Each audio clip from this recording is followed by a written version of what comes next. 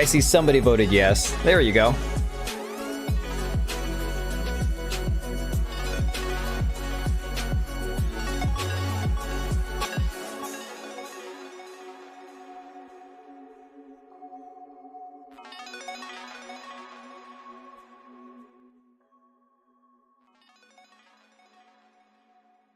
Nah, dude, so honestly, I've actually been thinking about this for a while. I've been thinking about trying to, I just realized my beanie's still up. I look like a friggin' bum. I've been thinking about trying to work into my streaming schedule, getting some guests lined up, try to do like some, I know I've talked to Richie and Hunter, both my mods, about doing some, like, getting them on here for a stream here or there. Maybe doing some gaming streams with them. But the thing is, like, I don't know what their schedules are right now and if they're even set up for that. But other than that, like, I use Streamlabs for streaming, right? And so for me personally, using Streamlabs it's a blessing and a curse in ways. It's way better than using OBS. I think it's more professional than using StreamYard, but StreamYard enables you to actually send a link out and then stream with your friends, and it's all set up for that. StreamYard is definitely designed for the panel experience, right? It's for people who want to have a whole panel of people. I've streamed on StreamYard before on other people's channels, and it's really easy to use.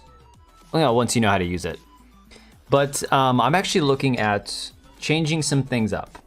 So not really anything with the streaming schedule. It's more about, like, I'm going to try to still do 1 or 2 gaming streams a week. Wednesday, maybe sticking with the indie developer games. Friday, we'll do our usual gaming stream.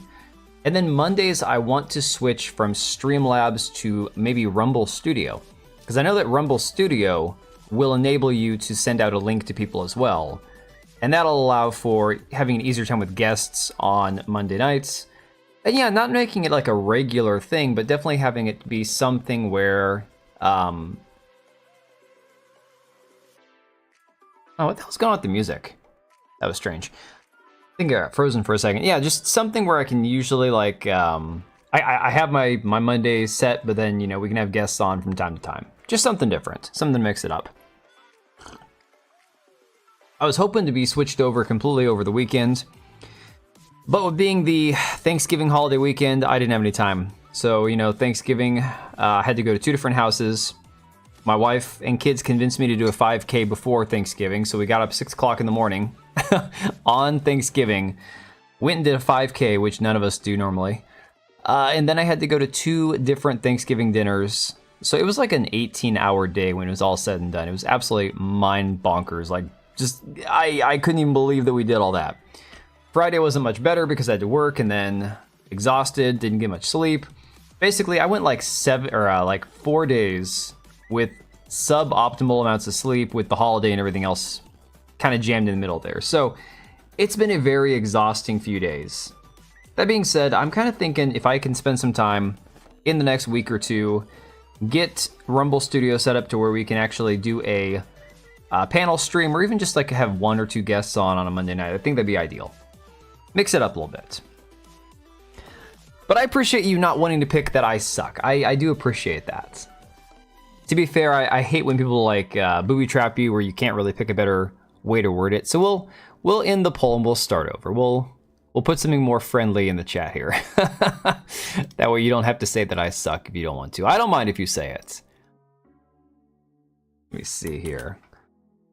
But yeah, we've got a few topics to cover tonight.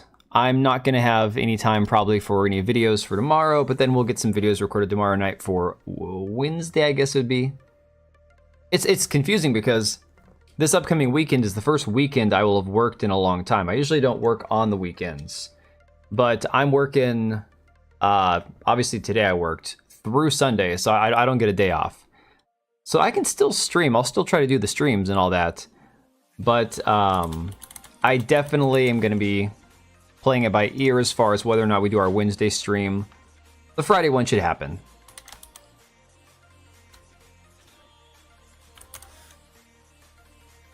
There we go. Now you don't have to say I suck. All right. So let's go ahead and get into some of these topics. I know we've talked a lot about David Jaffe, creator of God of War, all-around numbskull. Just not a very intelligent person, if you ask me. It seems like he's trying to dip his toes into the YouTube content creation world, but he's coming at it from the wrong perspective. He's coming at it attacking gamers, attacking other YouTubers, and it's really funny. It's like, if you're going to try to make the transition from developer, somebody who worked with a corporation, somebody whose name is out there, and still somehow seem relatable to people, or just try to be like entertaining. This guy doesn't seem entertaining at all, in my personal opinion. He just seems like a short, fat, old, grumpy old man. And personally, I don't know who that's supposed to appeal to. I mean, that's why, who is it? Review Tech USA, the guy that's completely getting destroyed by every other YouTuber. Again, I know nothing about Review Tech, but all I see is people constantly going at him with like pickles or pictures of him eating pickles or cucumbers or some shit, and it's absolutely terrifying. So let me go tell my kids to knock it off and go to bed, and we'll jump into this first article. I will be right back, guys. Just give me 1 second.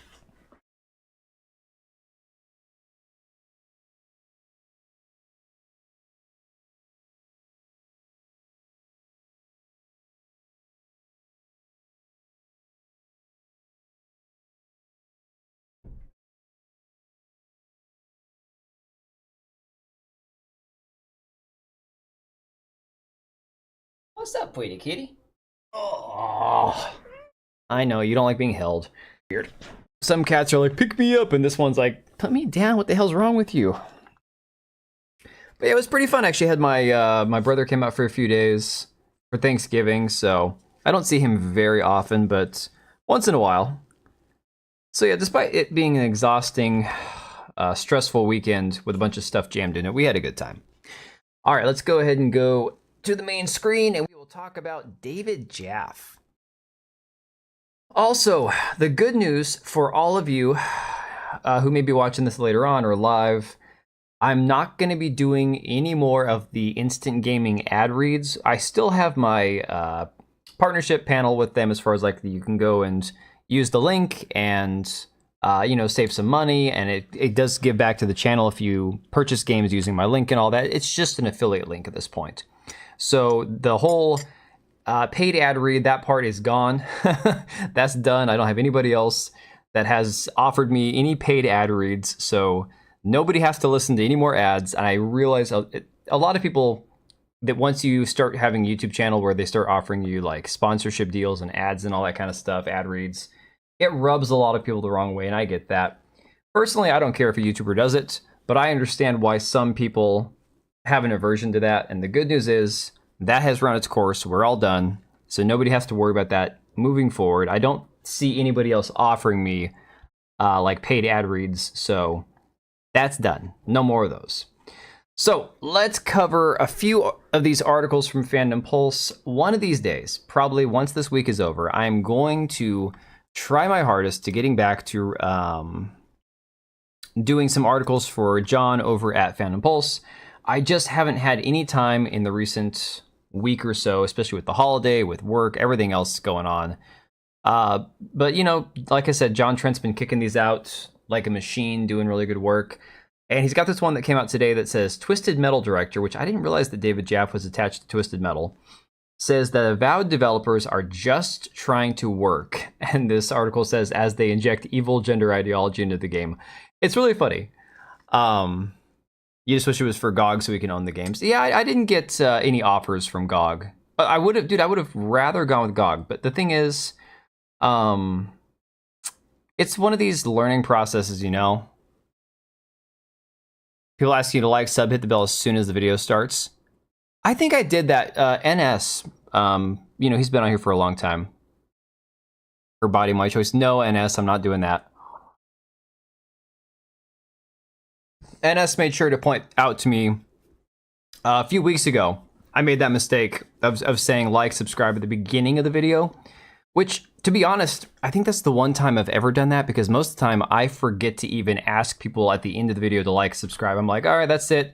Leave a comment down below, see you on the next one, and I just move on. It's like, half the time I forget that I even have these little, like all these freaking things, I mean, all this shit set up, right? Like all these different little bells and notifications I have set up on my little Stream Deck here, I forget I even have. So, but yes, none of those her body, my choice things. As funny as it is because the reaction it got out of people, it's also kind of cringe, not gonna lie. Hopefully you had a good Thanksgiving, Deadhouse, and NS. I know you're a Brit and you guys don't do Thanksgiving over there, but you guys even have turkey, like native turkey in the UK at this point, or is it all just like shit you get shipped from the US? I don't know what other nations even eat turkey. To be honest, I don't think turkey's that great. I don't think you're missing out on anything. Turkey is one of those things that I think it can be done decently, but after like 2 bites, I'm over it. So David Jaffe, director of Twisted Metal, attempted to defend the developers of Avowed by claiming that they are just trying to work, despite the fact that they are injecting gender ideology into the game. And we've seen this debate, this argument coming from people over like Starfield, back when we found out years ago that they were like going to have pronouns and stuff in the game. And they're like, oh, what do you care? No big deal. Hey, Subject 117M, how are you doing? Oh, that's right. Thanksgiving in Canada is a different week, I guess. You're thankful for the freedom we're getting to enjoying YouTube for whatever time it lasts. I don't know. Are we seeing a increase in freedoms on YouTube? I've still seen a lot of people, like, I don't know if you saw Oblivion or somebody else on Discord saying that they feel like their YouTube comments are getting deleted or getting flagged or something. I don't know, to be fair. But it's kind of like Twitter. After Elon bought Twitter, everyone's like, oh, it's magically better. I'm like, guys, I had never been suspended before Elon bought it. So no, I got suspended twice, both times wrongfully, massively wrongfully after Elon bought it. There's still kinks in the system. There's still bugs to work out, right? So whether YouTube is better now or worse, I wouldn't even be able to tell you.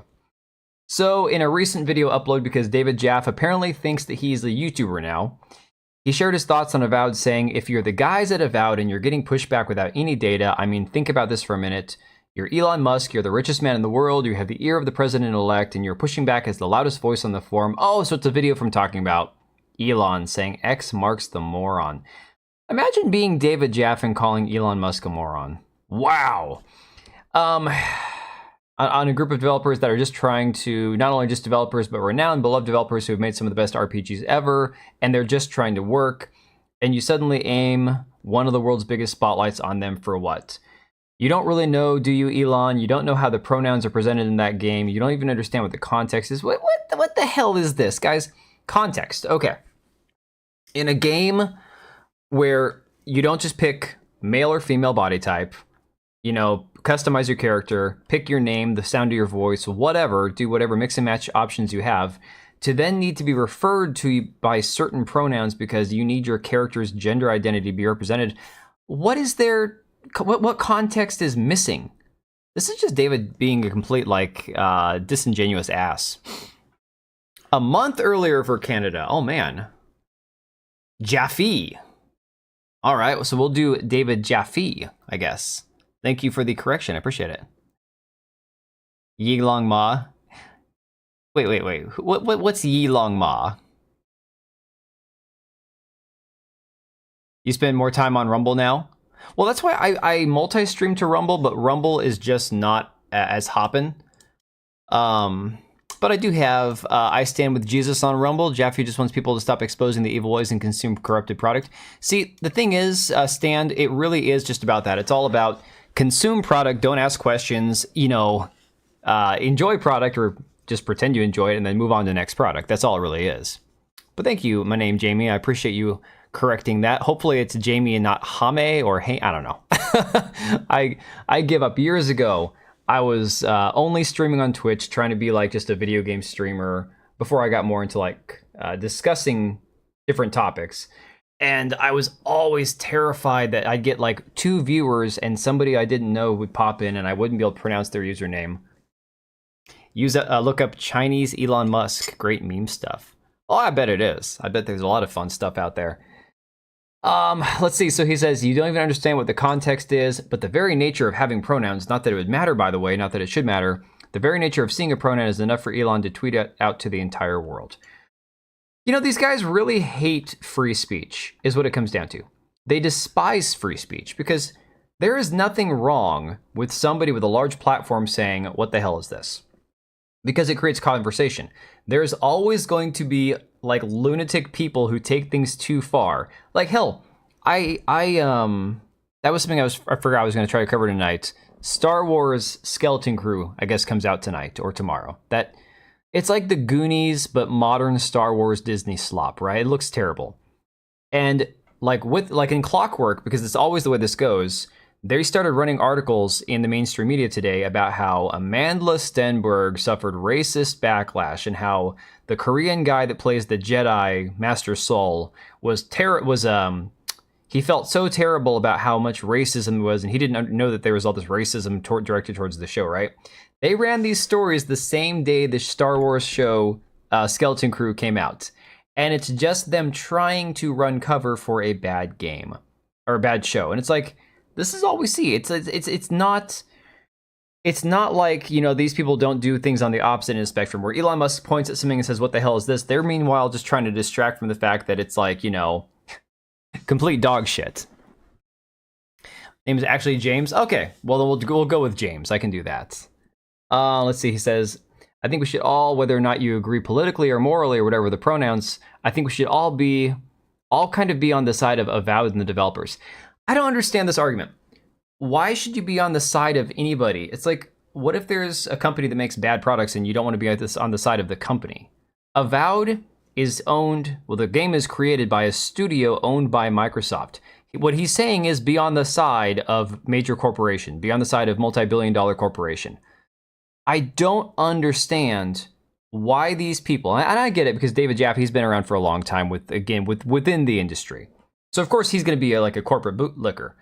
I don't understand why they think that it's going to be appealing to like general audiences, not modern audiences, but general audiences of people who watch videos on YouTube, to tell them you should be on these guys' side because, you know, they're hardworking developers. Well, guess what? If you're hardworking making products that suck, I don't really care to be on your side. If you make bad products, I'm not going to buy them. I don't get it. He explained not because you agree with them, but because of what kind of horseshit Mickey Mouse bully tactic is that Elon's doing. It's like, dude, shut up. Do you not have enough attention? Imagine that, saying that the richest man in the world, who everybody has been attacking for years now, who they talk about in articles like from PC Gamer about how you hate to see it that he's like the #1 Diablo 4 player in the world. Like, they're going at him nonstop, and he's like, don't you have enough attention? You used minimal words to get this message across. I appreciate that because it's easier to read. NS, it's been 3 months already. Holy crap, dude. I appreciate you, man. Thank you. And I made sure, but I'm going to do this just again, just to be safe. Do I need to be liked? There we go. Absolutely not. I apologize for how loud that is. Just deal with it. Enjoy being liked. I have to be liked. I used minimal words to get this message across. I love how everyone else who uses, like, I don't know if it's an OBS plugin or whatever, but a lot of Twitch streamers, they have the British guy who talks like this, and he's very, like, you know, kind of nerdy voice. And I have the robot female voice that does all the reading for me. That's because I'm not a misogynist. I let the women talk. You want to talk about crazy? Jaffe elaborated, richest man in the world, and he's upset. What a mentally effed up human. And he's upset because some video game that maybe he wasn't even going to play, pronouns. You guys, you can hate the pronouns, but talk about bootlicking. Arguably one of the most powerful people on the planet, and you're siding with this guy for bullying a bunch of developers for that have done nothing in their lives but made games that most people love. What are you doing? Hang on a second. What is the studio? I'm really curious now. What is the studio that's currently making... Oh, I didn't want to do that. Holy crap. Currently making Avowed. It's Obsidian, right? Yeah, Obsidian. They've been around for a while. I mean, they're owned by Microsoft. I looked this up earlier for a video, but I cannot recall in the recent years, like what games they've put out that people have actually really liked. So, okay. The most, I'd say the most recent game that is worth talking about at all was from 2022, Grounded, a game that personally I didn't care for, but a lot of people liked it, so whatever. Outer Worlds, okay. That game's got a lot of, yeah. Pillars of Eternity 2, Pillars of Eternity, Tyranny, South Park, The Stick of Truth, Dungeon Siege 3. Fallout New Vegas, but that was back in 2010. Alpha Protocol, Knights of the Old Republic 2, Neverwinter Nights. Like, they've got a decent list of games that they've worked on, but I'm like, I can honestly say out of this entire list, I've played like 1, maybe 2 games. I think maybe one of these other games I've played. Yeah, if the entire studio folded tomorrow, I would never know. I wouldn't care. You were never excited for Avowed because Outer Worlds was slop. Yeah, Outer Worlds, wasn't that supposed to be similar to like No Man's Sky? And unlike No Man's Sky that got destroyed for being crap and then they fixed it, Outer Worlds was just kind of boring as far as I know, right? Yeah, Obsidian, Matt, thanks. Dungeon Siege 3 was utter trash. I've never played the Dungeon Siege games. Never meet your heroes. Very true. Can't believe one of the main creatives behind God of War would be this way. Yeah, no, that's the thing, Matt. A lot of these times, a lot of these situations, these developers, these people that made these studios great, you know, make gaming great again and all that stuff, are no longer at these studios. It's unfortunate. And this has been one of these things that's just kind of trickled down. It's been, you know, essentially it started earlier this year. It started back in 2014 with Gamergate 1, and then it kind of hit a pause button because everything else in the world turned to shit. And then it kicked back up again because of all this crap with the media, with the consulting companies. And what it's really shown is that either the good ones, the good developers who just cared about gaming, have either made their own studios or have retired or left. And all that's left is these complete weirdos like David Jaffe and Matt Hansen. Or, you know, they never were the good guys to begin with, you know. They promoted like Fallout in space. Yeah, I remember looking at the game when it came out. I'm like, it just didn't seem interesting. Yeah, New Vegas is that one that if I was going to go back and play a Fallout game, I'd go play New Vegas. Because everyone's like, oh, New Vegas, or what is it, Fallout 2 or Fallout 3 that everyone's like, tries to like put up against New Vegas. Maybe it's Fallout 4, I don't know. Again, I played Fallout 76. That was the one I played, and I was like, nah, I'm good. Yeah, Oblivion Fallout, but space-themed. Short, but that wasn't the problem. The pandering in the Grandeur story was the issue. That is so funny. And that was like a 5-year-old game, and I didn't hear about it having like any like woke bullcrap in it. But again, at the same time, none of this stuff was as common back then. And so, yeah, this was the tweet that he put out at 1 o'clock in the morning today. Said, you can dislike me because of what I said about Vera Dark. And remember, he went after Vera Dark for her appearance, for being a woman. You only have an audience because you're female and the color of your hair and your gender. And I love it because David's a man who made sure to point out that he has a gay brother, a gay uncle, and a transgender kid. Okay, now I hope for his sake, that his kid decided on his own that he was transgender past the age of, let's say, 18, and not something that David and or his wife or partner, I don't know if he's gay or straight, I don't really care. Let's just hope it wasn't some idea that was put into his like minor child's head years ago. I don't know how old this kid is, because this is one of these things where it's like, if you want to talk about how trans men are men and trans women are women, and then go after Vera Dark for being a woman, what the hell does it even mean to be a woman? Like, what does it matter? Why would you even make the argument that she only has an audience because she's female if you don't believe that male and female exist in the first place? Like, if that's not something that you buy into, then why would you bring gender into it? Gender is a spectrum now, and you can slide up and down the spectrum. So why would David go after Vera just for being female? Make it make sense. You made the comments then, but they were better at silencing people. Well, yeah, we didn't. Again, the the upside of Twitter now, despite the issues that I've discovered and run into it, we now have more freedom to speak. Sure, that does come at a cost, but it is getting better. It's not there yet. I don't know that it'll ever truly be a free speech platform. I don't know that we're ever going to see that. And, you might just have to take it for what it is. Yeah, Deadhouse, making your own comic instead of consuming corporate entertainment is not a bad idea. I mean, then you get into the whole Comicsgate thing, which, God, I would never want to dip my toes into that. If I were a new comic creator or trying to get into writing and comics and that sphere, I would stay as far away from Comicsgate in general as you could, because basically with all the Ethan Van Sciver versus Eric July versus, I mean, every other little micro creator in the Comicsgate sphere, it's like there is so much shit associated with like the Comicsgate movement that you're better off just to try to like work through Fund My Comic or Indiegogo or any of those other venues for, you know, promoting your comic than saddling on with one of those other ones, unfortunately. And I hope that gets resolved, but it seems like those guys, the Comicsgate people, are just happier to you know, get into the drama and fight with each other than actually fulfill their funded comics and all that.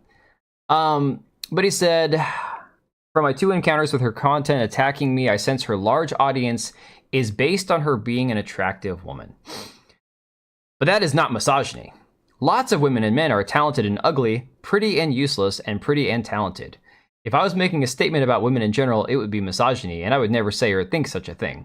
This is just me punching back at a person who punched first by claiming her most useful asset, as it relates to her channel, is being a pretty woman. When did Vera, in any context, I watch most of her videos, not all of them, but I try to keep up with most of what people are putting out there. When did Vera ever use the fact that she is a you know, conventionally attractive woman and say it's her asset? When did she claim it was her most useful asset? I'm really confused by this. Like, in all honesty, I don't know what David is talking about. I think he's just talking out his ass at this point. But of course, he's gotten destroyed in the comments. And Demion's like, David, just stop, man, for someone who claims to be virtuous and for all the people you're doubling down on. It just gets worse. Vera's not successful because she's a woman. She puts in the work. I'm not even mad with you, dude. I'm just disappointed. Kato with the me not tell woman to stay in her place. Oh my god. Yeah, I borrowed his meme here. And then I put that David's face on his fat Thor from God of War Ragnarok. I think it's very fitting. I like this one. You thought Vera was fairly average? Yeah. I think she's a nice looking woman. I don't have any like, I mean, look, I'm married. I don't need to judge her appearance or her looks. I don't think she's unattractive. I don't think there's anything wrong with the way she looks. Doesn't mean that she's for everybody, and that's fine. Like, the thing about attractiveness is that it's completely subjective to the person that's doing the, you know, the judging. It's like, you are going to find somebody attractive that somebody else is going to look at and go, really? I mean, look, Sarah Jessica Parker, okay, am I right? I'm like, I couldn't stand the woman, but everyone's like, oh, she's so beautiful. Okay. To each their own, eye of the beholder, and all that other stuff. Yeah, exactly.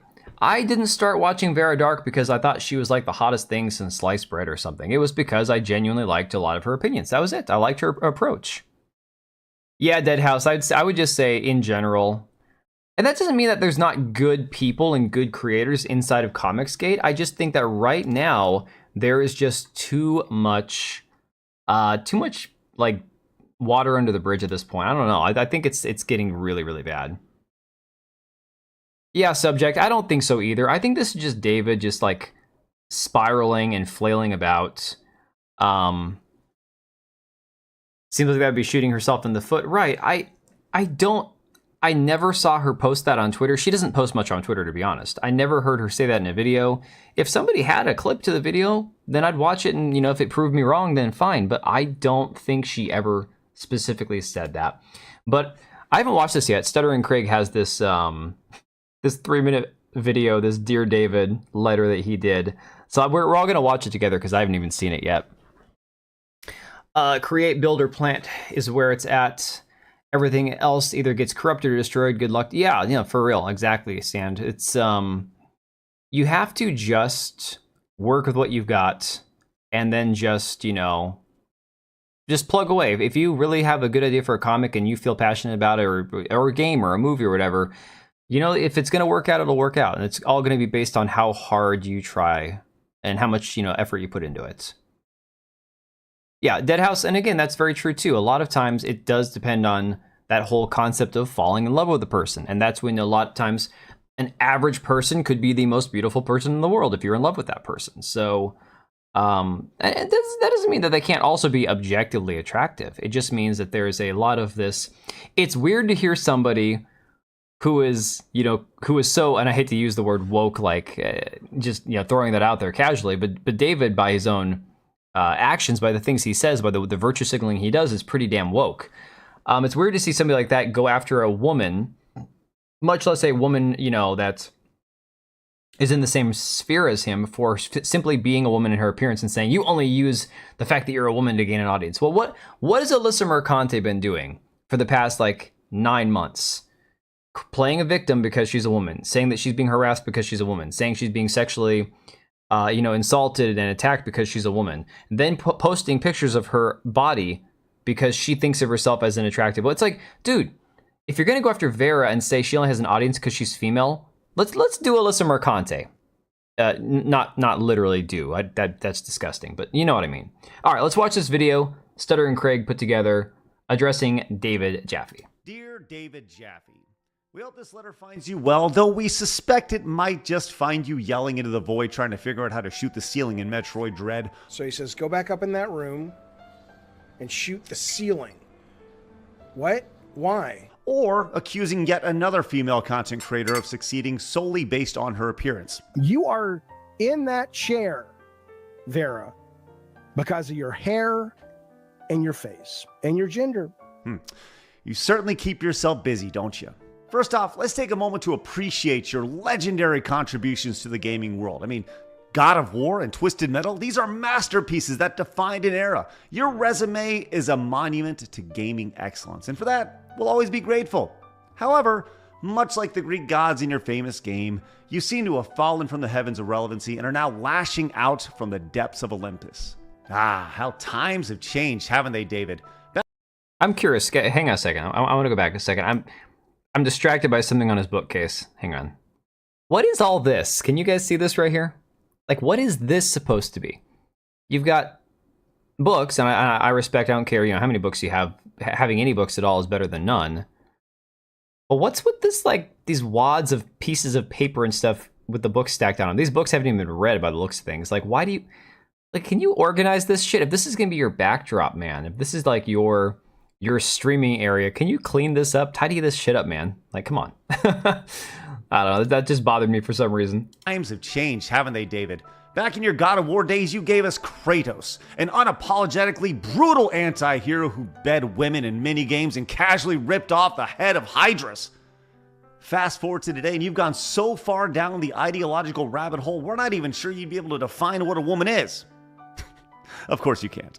The contrast is staggering. You went from pushing boundaries to bending over backwards for an agenda that erases women entirely. You've become the very caricature that gamers roll their eyes at. Someone so consumed by their political bubble, they can't see how far removed they've become from the average person.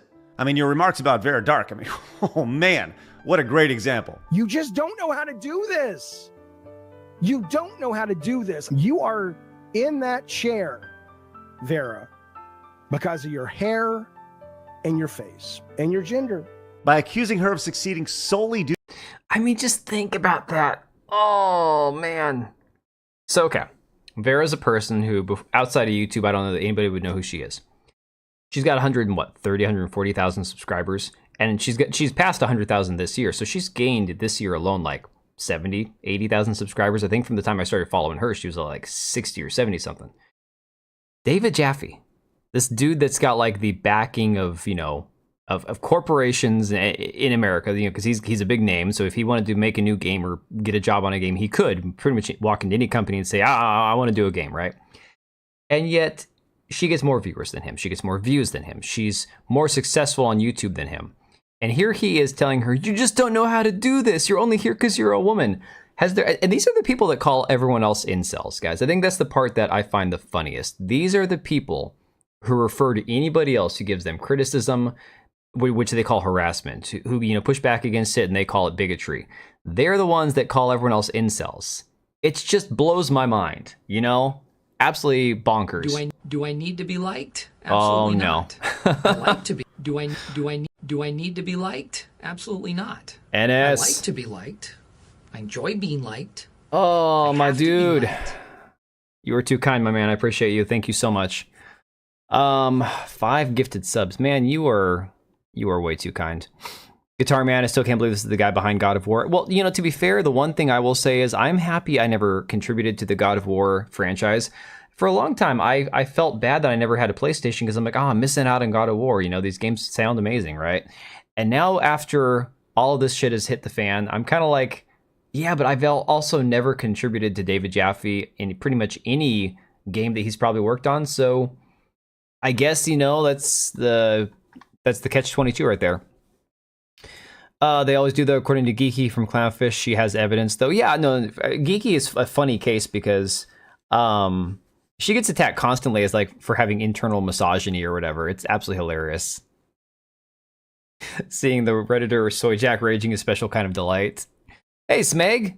Jaffe is at a noob at YouTube, is very bitter at anyone else that has success. No, 100%. No, I honestly, 100%.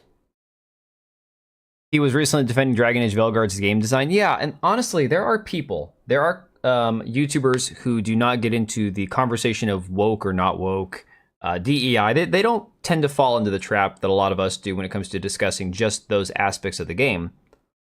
That will criticize the game for what it is. People who have actually put 80 to 100 hours into a game and say, call it what you will, whether or not you agree with the DEI crap or you don't like it or you're anti-woke or you're pro-DEI, the game is just objectively bad. And a lot of those people are like, it doesn't matter what your political opinions are, you have to be able to objectively recognize when something is bad, it doesn't deserve to be supported by other people's money.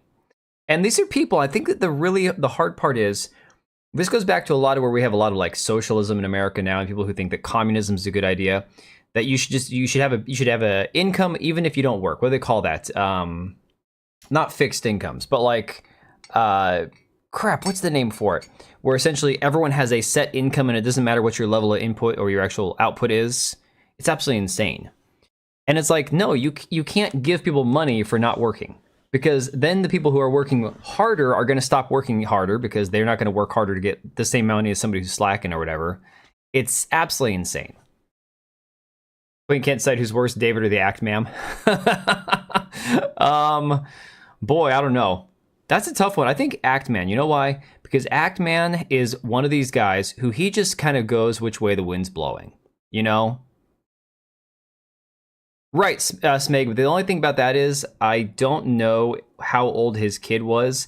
It could have been one of these things where his kid went off to college and came back another gender.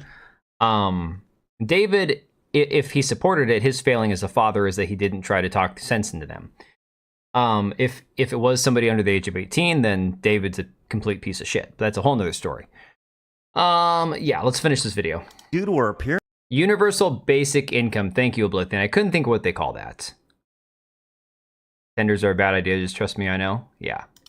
You not only undermine her hard work, but also expose the hypocrisy of your so-called progressivism. For someone who claims to stand for equality and inclusion, you're surprisingly quick to diminish a woman's success based on shallow assumptions. I'm just saying. Hey, you may not claim to represent today's gamers, but your actions showcase every issue plaguing the industry. A refusal to engage with opposing players, a fixation of ideology purity over practical solutions, and a complete inability to connect with the customer. But David, don't get us wrong. We don't hate you. Actually, quite the opposite. We see you as a fascinating case study in how not to age gracefully in the gaming industry after you've made it big. Go fuck yourself, lady. My mind is fine. But let's be I need to get that clip and put that. I need to redo my intro on the channel, and I want to put that clip and then the clip of what's his face, Daisuke Tsuji or whatever, the dude that does the voice of from Ghost of Tsushima, where he's like doing the countdown and then starts screaming. I need to do a new intro with a few of those. Like, my mind's fine. David, I don't think your mind's doing too good, buddy. Just saying. Yeah, universal basic income. Thanks, Deadhouse. God of War. You didn't like God of War 2018. Cinematic games, one just bored me. I mean, I don't know that I love cinematic games. I do like games that have really cool cutscenes, but they still have a lot of combat. There are some games that I think apply. God, the first Lords of Shadow game, I think, had a decent blend of really good storytelling through cinematic, cutscenes and stuff. But then the gameplay itself was fantastic too. Streamer tells donos and gifters go fuck. So yeah, Jim, she is that wait. Alanah Pearce. I don't know that she was wait, was there something with Alanah Pearce with a dog? I don't think that's the same person. Alanah Pearce is the one that said that that it's a disability to play a game if you have a kid.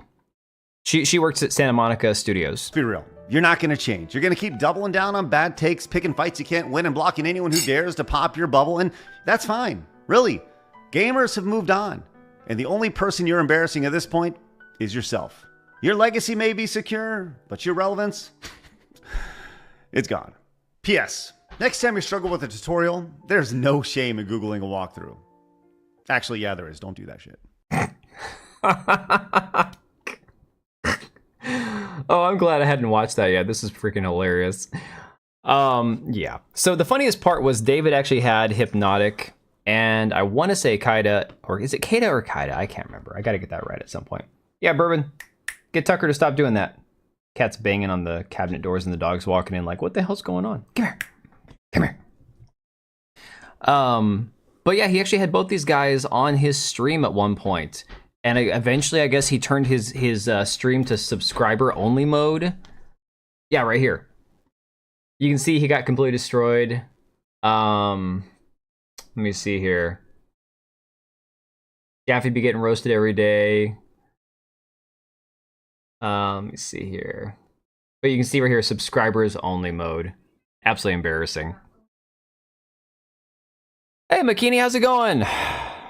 Why did she quit? I think it's like something health related with somebody that she's connected to. I don't know. I haven't even looked yet, guys. You're asking questions that I don't even have the answer to yet because I legit just found it today and bookmarked it. And it's a YouTube video that she did. So oh, that's a bad place to pause. That's unfortunate. I don't like Alanah, but that's an unintentional happy accident right there. No, we'll get to that in a minute. So yeah, then we've got this guy from Avowed, Matt Hansen, who is saying that it's the most confident he's ever been ahead of his release of Avowed. And this is really funny shit, okay? Kata. All right, there we go. Thank you, Smigs. I couldn't remember. What sucks is we follow each other on Twitter, and I hate doing that where I'm trying my hardest to pronounce somebody else's name, and I know I'm just failing miserably. It's quite unprofessional, unfortunately. So this says, Dennis Presnell, the lead environmental artist for Avowed at Obsidian Entertainment, claims that this is the most confident I've ever been. Oh, so it's not. Okay. It's not Matt Hansen saying it. It's this Dennis Presnell guy. He kind of looks like, what's the name of the actor from Parks and Recreation? The gay guy that comes on like towards the second to last season. And he's got a really weird personality. He was campaigning for Kamala Harris. I think him and Will Ferrell were doing commercials together. That's what this guy looks like. Cannot think of his name right now. Of course, I'm terrible with celebrities' names because I just don't care half the time. Presnell spoke with Games Radar, telling the outlet games are really hard to make and every experience is different. Well, I'm so sick and tired of hearing this. Games are hard to make. Okay, guys, newsflash, life is hard. Any job that requires training, that requires being done well, is going to be a hard job. My God, I'm like, this is a really funny thing because there are certain people who are suited for certain things. Obviously, people that have natural talent and the intellect to learn how to do things. And so my brother, the one in the military, was here for a few days for Thanksgiving.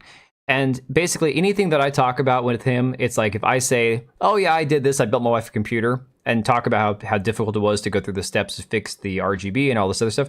Oh, well, yeah, putting a computer together is pretty easy. I'm like, well, yeah, but there's things you have to troubleshoot. Yeah, but overall it's pretty easy. I'm like, okay, maybe for you. But of course, this is a guy that has to hotwire his car just to get it going, and he knows how to like do all this shit with his car, so fine. But it just cracks me up when it's like, yes, most things in life, most skills, most jobs, most things that require you to expand your repertoire of skills are going to be done by, learning the hard way or studying to where you can develop a skill to do a thing. While that thing is still hard, you at least know how to do it now. This is like how Assassin's Creed Shadows has like half the staff is, junior developers who've never worked on a game before. You want the guys who have been through it because even though the work is still hard, they have the tools to make the game better. So saying games are really hard to make is like the dumbest thing you could ever possibly say. She might be getting hired by Mike Flanagan. I don't know. We'll talk about that in a minute when we get to the video, but that's really interesting. She's sleeping with a guy that Flanagan had cast in all his shows, and she's worked for him in a film once already. All I know is, if you go to her post, and like I said, we'll watch the video in a second, all the people responding, Khalif Adams, massive amounts of love to you. Space Ghost, who's Space Ghost used to be a journalist, I think, and then she turned to be like an OnlyFans thought. Leanna Rupert, I think she's blocked me before. Who else we got here in the comments? You can always tell, you're probably going to see some Palestinian flag bios here in a second. I have to be careful with Twitter. I got to scroll down and scroll back up beforehand. Greg Miller, 3 hearts here. Of course, Greg Miller be saying, you know, that he loves her. Yeah. So a lot of the usual suspects down there below. Let's see here. So Presnell spoke with Games Radar saying games are hard to make. Every experience is different, but I've always felt a certain level of dread months before a game shipped, a case of the nerves. But this is the most confident I've ever been in my experience at the stage of the project. I'm overjoyed at how well everything's coming together. The team is now closing things down and fixing bugs and working on perf. And I'm going to be really proud of this game when it's available to the public. I can't wait, actually. His comments were published about a week after it was discovered the game included pronouns, and of course the rest is history, obviously. The funny thing is, I feel like this is just them, like, blowing hot air, just trying to act more confident, because look at their other games that are coming out in the near future, all right? So you got this game here, which I'm debating. Should I bite the bullet on Indiana Jones and the Great Circle in a few days and actually install this piece of shit? Because it's going to be on Game Pass. But this is a massive, it's going to be another massive, probably 80 gigabyte game I'm going to have to install. But this is one that I think is a litmus test for a lot of these other games that we're going to see coming out next year, because apparently they are blocking reviews until the game goes into advanced access. So all the early access reviews are basically not happening, not allowed until the game is in full accessibility. Let me see here. All the nice, tolerant people responded to her for sure. Exactly. All the right kind of people, Smegs. Kingdom Come Deliverance 2 and Monster Hunter Wilds are the only 2 games people care about for the next years. Well, truth, there is one more. I think there's a small group of people, although they're a very loyal fan base. The Yakuza game, it's a pirate game or whatever, I think has a lot of people who are excited for it, because it's more of a niche game in my opinion. I have never played the Yakuza games, but again, there's a lot of games I haven't played either. Who developed their skills over decades, and then we in the West are plagued with these. Well, Japan's just a very different place. The more that I talk to people from Japan, like Mari, who's a friend of the channel, and she's a YouTuber. She's actually streaming that squirrel game right now, I think. The more I pick her brain about like Japanese stuff, it's so crazy how different the mentality of Japanese people versus Westerners are. It's insane. Stand on Rumble says the only thing that hinders progression is greed and selfishness and competition. Yeah, that's really it. So I think healthy competition is needed for pretty much everything in life. I could care less how much money somebody makes or what things cost or how much you pay for this. If there was at least a healthy level of competition and where we simply rewarded the people's merits, not their skin color, not their gender or their ideologies, I think the entire world would be in a better place. This whole DEI thing has set us back years. Hey, Geek, how's it going? It's 120 gigabytes. Well, oh, damn, dude.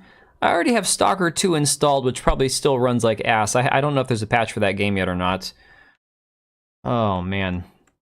Our entire industry has a 1-to-50 ratio of useless devs to these worthless C-list celebrities. Yeah. Wait on indie. Well, Matt, I'm not gonna buy it. I don't give these guys my money. I pay really cheap for Game Pass, like less than $10 a month for my PC and my kid's Xbox, and then I play these games for free. Yeah, no, I'm Smeg. I'm not gonna be paying for it. Hell no. You have to play as Indy's female companion for a significant portion of the game. You know, I was wondering about that because I haven't seen too much about it, but I saw that I think Vera covered it in a video today, and I didn't have my headphones at work, so I didn't get to listen to it. You need 131 gigabytes? Oh my god. Going to Japan really cemented the concept of different fundamental perspectives. Yeah, I think it definitely helped shine a light on... I think I'm not going to say like I don't want to be anti-American, first of all, because I'm not. I love America. I love living here. And I think that there's a lot of positive things to come out of the American spirit and America's mentality about things. But I think that other cultures, when you're exposed to the way that they view certain things, it does shine a light on the negative aspects of American culture and our mentality here. And unfortunately, Western mentality, there are a few things that we could definitely do better. I think there's a lot of things that we could learn from other places, you know? Oh yeah, no, Guitar Man, that honestly, like once the devs, okay, I think that you can have some nuance to that statement. I don't think once the devs start saying it looks great that it's a guarantee that it's going to be dog shit. I think the dudes over at Warhorse Studios, Warhorse, wow, tongue twister. The dudes making Kingdom Come Deliverance 2. I think that there's a legitimate chance that game is going to be a Game of the Year contender. I think it blows the pants off of Assassin's Creed Shadows. I think it blows Star Wars Outlaws, Indiana Jones, Avowed, Dragon Age. I think it blows all those games out of the water. I would imagine you could potentially see Kingdom Come Deliverance 2 within the first couple of months. I would argue maybe 5 million copies sold. And I know that might be overestimating, but legitimately, look, this culture war stuff has put the thought, the conscious thought in a lot of people's head that I want to support studios that like me, that want to sell me a good product and who don't hate their customers.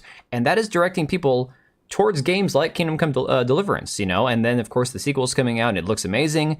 So I wouldn't be surprised if that game comes out and just knocks the crap out of all these other competitors. Marvel jokes all the time. Probably, Geek. Yeah, I mean, and I think Japan is still a place where meritocracy reigns supreme. It is where I would say that there's that fundamental difference between the way that a lot of the Western world looks at things versus, you know, the current state of places like Japan. And I know that there's a lot of questions about whether or not Japan's going to go woke and, you know, whether or not all this woke mind virus crap is seeping into Japanese culture. But I think in general, they're still fighting it off better than we have over here. Let's end the poll and see what you guys had to say. All right, let me see here. So 91% of you out of 23 votes say that it would be good to have guests on Monday nights. So if I can get in the next couple weeks, Rumble Studio, maybe StreamYard, but I want to give Rumble Studio a try, figured out to where we can start having maybe like one guest on every few nights or something every few Mondays. I think we'll give that a try. It's all about the PoE 2 for you until Monster Hunter Wild come out. See, the thing is, James, I've got plenty of games to play. You know, tons of games to play. I'm not hurting for games. I don't need to, like, hell, I just picked up, I was telling you guys before that I'm not doing the instant gaming ad reads anymore. So this isn't like them paying me to tell you guys. I legitimately, like, I think if you can still get them, they've got a ton of games on the Monday. Let me see what they've got, because I picked up a few games on Sunday and Friday. No, not this game. Damn, it looks like their Cyber Monday thing's over. Shit, there was one that I was going to pick up and I forgot. But I picked up, like, you know, Ready or Not, and I picked up Hogwarts Legacy for like $16. And it's like, there are plenty of good games left to play. You don't have to rush out and spend $100 on the most recent AAA slop. It's not worth your time and it's not worth your money. Yeah, Tekla, we'll take a look. I think we are getting up to that next. In fact, we can skip. I was going to talk about this game Mouthwashing, which very strange sounding name for a game, but we'll cover Alanah Pearce first while you guys are, the majority of you are here. She said on Twitter earlier this morning, "Hi, I have some news. I'm leaving Sony Santa Monica studio." So again, I have not watched the video. I have not looked into this at all. We are just, I gotta blow this up because this is why many people don't use a webcam for their videos or for streaming, guys. This right here, because at any point somebody can pause and make you look absolutely hideous. And Alanah Pearce is not a bad looking person, but this right here, this is like, holy shit. I know it'll probably happen to me very soon here. All right, 16-minute video. I don't know that we're gonna get through the whole thing. Maybe she'll just sum it up in the first few minutes here. Oh, hang on a second, I gotta unmute the browser. I got unprofessional streamer problems here. Unmute. There we go. Hello everyone, I'm Alanah and welcome to my vlog channel. I usually don't make stuff that looks like this on this channel. My main channel has all the stuff that's shot like at my PC. This channel's usually for vloggy stuff, but it feels like an announcement, so therefore it feels like it needs... I don't know what the logic is. I'm making this video to tell you all that I am... This is the funny thing about the way certain people edit videos. So like, if I was gonna do all my videos with webcams, and in general, I was talking to Kata about this on Twitter earlier. I used to script my videos a year or two ago, and then I've done it once in a great while. In general, I just try to like just shoot from the hip and try to record it all on one like continuous loop. And then if I sound like a complete like retard at some point, I'll clip out something and just get rid of it. But in general, I could never, like I'll do clips of like video gameplay like to put over my videos, but I could never record something and be like, okay, I talked and then I took a pause, cut this here, and then, you know, move on and then cut this here. It's like, dude, this one video, we're 18 seconds in and there's already been 3 cuts. Like this probably took her like 5 hours to edit. Like, holy crap. It seems like she talks about a loss in her family. Yeah, I don't know. So that's why I said I'm curious what this is. I'm leaving Sony Santa Monica Studio, where I've been employed as a writer for the last 4 years. Technically, my 5th year started on November 17th. I'm not going to hide it very well in this video that I'm not confident in this decision whatsoever. But first, most important thing for me to say, to the whole team at Sony Santa Monica Studio, what a group of incredible people. This is the best place I've ever worked. I would not doubt it if it is. Okay, let's hold off a second on this. What is this studio? Sorry, Sony Santa Monica. What games have they put out? I can't remember.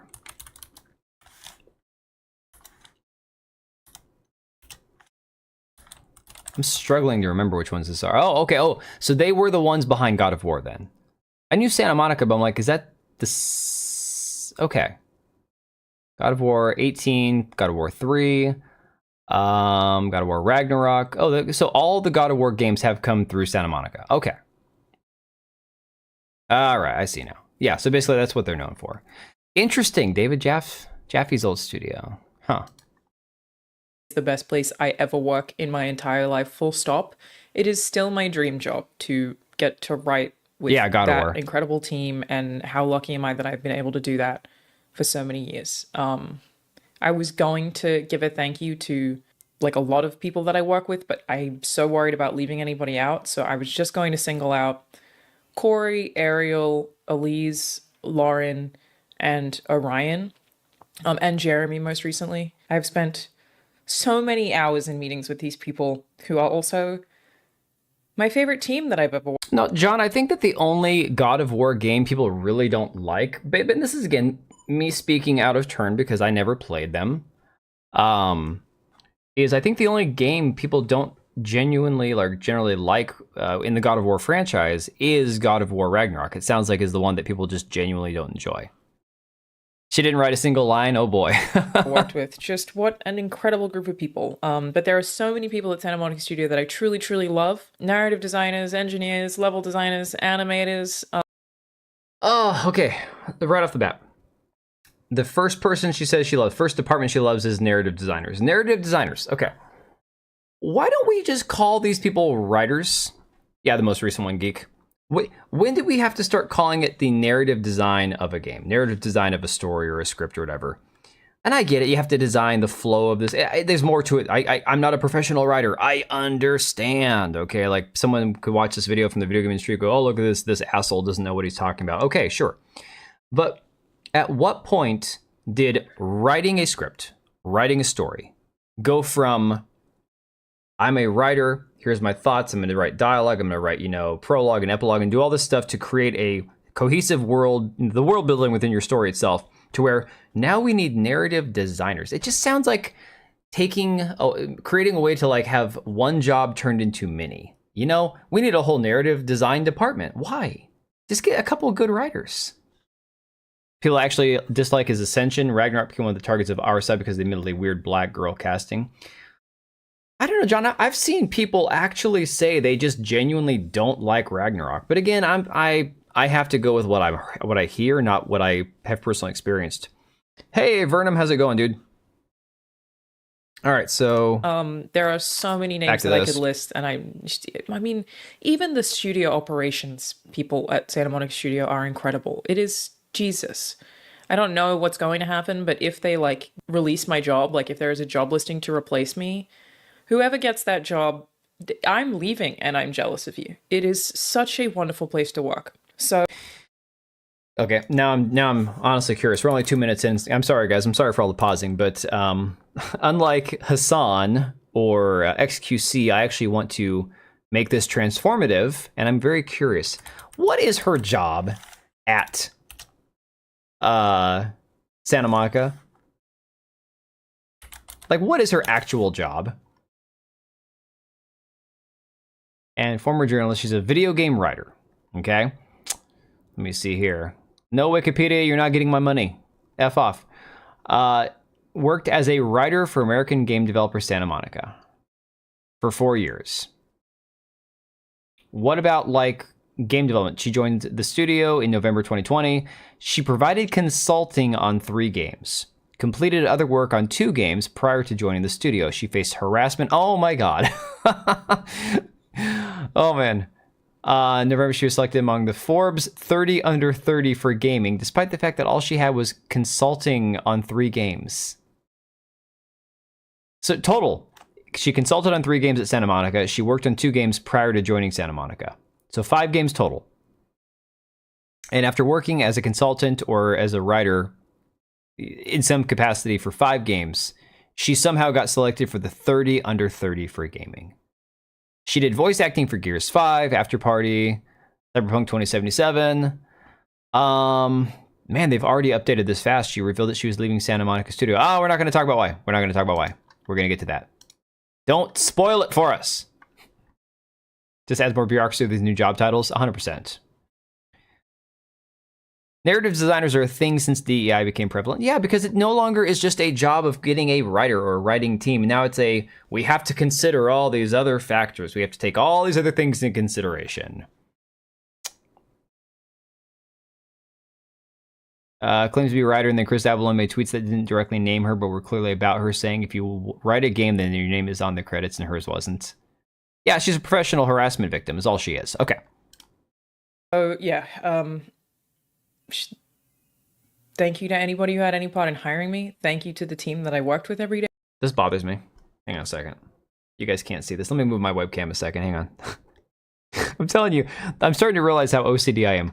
What's with this one tile on the floor here? Do you guys see this? So these are like, I'm assuming these LED tiles that light up, right? And you can make them whatever shape you want because they're like these, what do you call that? 6-sided shape. It's not a septagon. It's whatever's between a pentagon and hexagon, I guess. I don't know. But why is this one sitting here on the floor? I'm so confused. Like, lady, pick that shit up. Like, if I sat down and looked at my webcam and this thing was on the floor, this is the first thing I would notice. Huge tracts of land, exactly. I saw that meme on Twitter the other day. I'm like, she's got huge tracts of land. Hexa. Is it the hexa? I thought hexa was 7-sided. Ah, okay, so she literally did the sleeping for work situation. And I'm very sure that I will keep a lot of these people as friends. And I'm just, I am very excited to see the end results of the thing that we have been working on. And as much as it's very weird to step away from something like that, like it's been in my head for the last 4 years and I just have to go, oh, not mine anymore. Like it's a very weird feeling, but I feel lucky in a way. See, this is the stuff that I missed out on because my wife does all of the homeschooling with our kids. So Hepta is 7, Hexa is 6. All right. So you guys are educating me here. To get to see the thing that we've been making from the outside. And yeah, I want to be super careful about what I say here. So I'm not going to say anything more on that. But just know that I adore so many of you and it is still my dream job. It's been my dream job. Yo, effectively. John, you just said we. I'm not quite sure why, but here's the funny thing. I was just thinking, if somebody's pronouns are they, them, shouldn't from that point on, instead of saying I'm going to go do something, shouldn't they say we're going to go do something? Do people actually do that? Hang on. Do they actually do that? I'm really I'm really curious. If somebody goes by they, them pronouns, do they then say, yes, we would like to go to the store. We would like to... I'm very curious. Helps that you're Greek. Oh, so you know all the lingo. Okay, I got you. My whole life, and that hasn't changed. And I'm not at all confident in my decision to leave. So, why am I leaving? Great question. I'm asking myself that every day. This is a decision that I made very quickly. I was a little bit rushed to make the decision, and I did agree to that channel. I know. Oh crap! I know Octa's 8. Sorry guys, I just screwed everything up. I know Octa's 8. I'm not that dumb. Crap. Oh, not mine anymore. Like I have been working on, and as much as it's very weird to step away from something like that, like it's been in my head for the last 4 years. Did I go like way too far back, guys? Not mine anymore. Like it's a very weird feeling, but I feel lucky in a way to get to see the thing that we've been making from the outside. And yeah, I want to be super careful about what I say here in a second. Here we go. My whole life, and that hasn't changed. And I'm not at all confident in my decision to leave. So see how it goes. So some of you may have heard me talk about this. Some of you may have not. My like stepdad Venom, was exactly, diagnosed with Deadhouse. terminal cancer 2 years ago. Hang on. Who had terminal cancer? My stepdad was diagnosed with terminal cancer 2 years ago. But a few months ago, we got a call from the doctor that said he has a few weeks left, not months. And so I took leave from Sony and went home. So I had not worked there for, I think, like 2 months straight. And I went home in part to be with him while he was dying, but also to be there as a carer while my mom had work. And I said to the studio that I was in... It's not your Tekla, you're all good. I messed up because I was dragging this around. Okay. So, all right. I mean, this is a legitimate reason to need time off from work. I get that. So I'm curious the decision to leave entirely, though. This is very curious. I would be eternally grateful for them for even letting me do that. And that I was actually able to take the time off. Obviously, it was unpaid leave, but, you know, I've lived in the US for 10 years and it was very important to me to be able to be there. So I was there, and he did pass away about a month ago. I spent the last 10 years working full-time in the US, 9 a.m. to 6 p.m. in the US. You only get 10 days off a year. And the longest amount of time that I have spent home was watching somebody I love die. This is not an uncommon thing that happens in grief. I don't know, Smeg, and that's the thing. It's like, I can feel sympathy for her. My heart goes out to her, all this stuff, right? But I don't know. I'm torn because I've seen people do really good emotional confessions. Like, I don't know if you guys ever saw that Camelot video where he talks about how he legit didn't have any friends, and it got picked up by, I think, ABBA and Preach, and got like millions of views and stuff.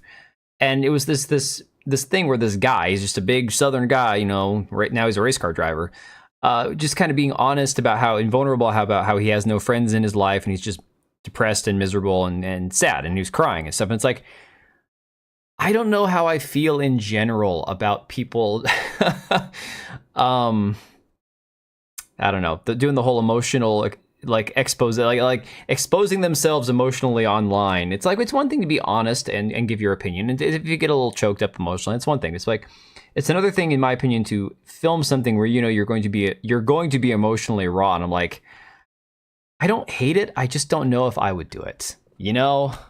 You think it's fake, Natsuno? Tries to take control for studios, work to them, make themselves look like high status.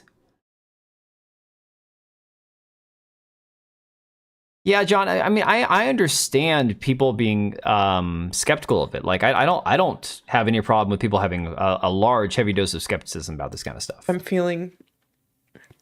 I just have some level of regret.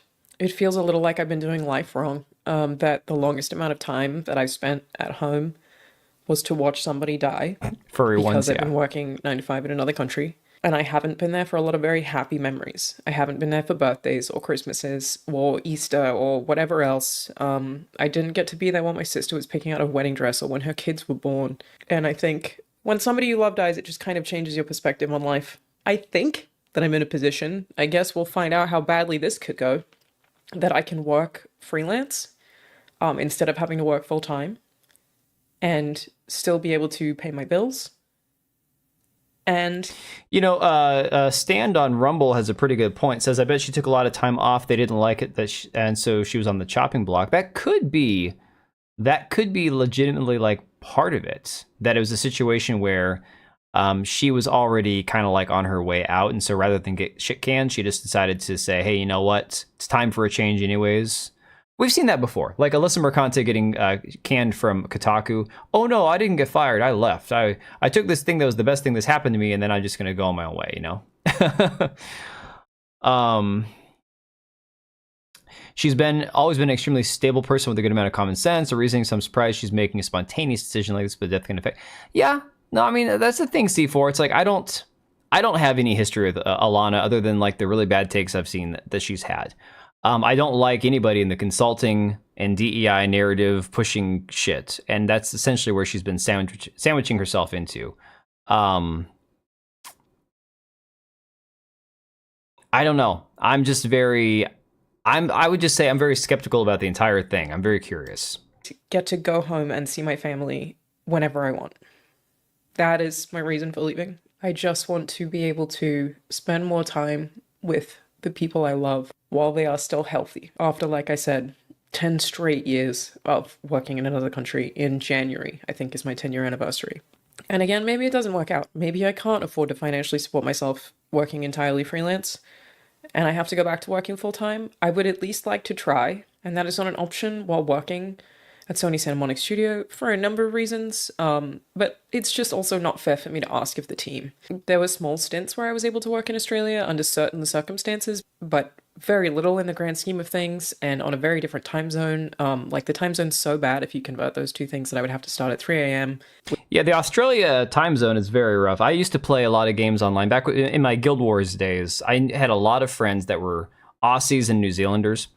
And so because I'm on the West Coast of the United States, I always was like, okay, well, if it's 6 p.m. here, it's 5 hours earlier there, but technically 19 hours ahead. It's a very strange situation, like to be on the West Coast, because everything is all effed up compared to everywhere else in the world. And so, yeah, it was one of the very, very strange things.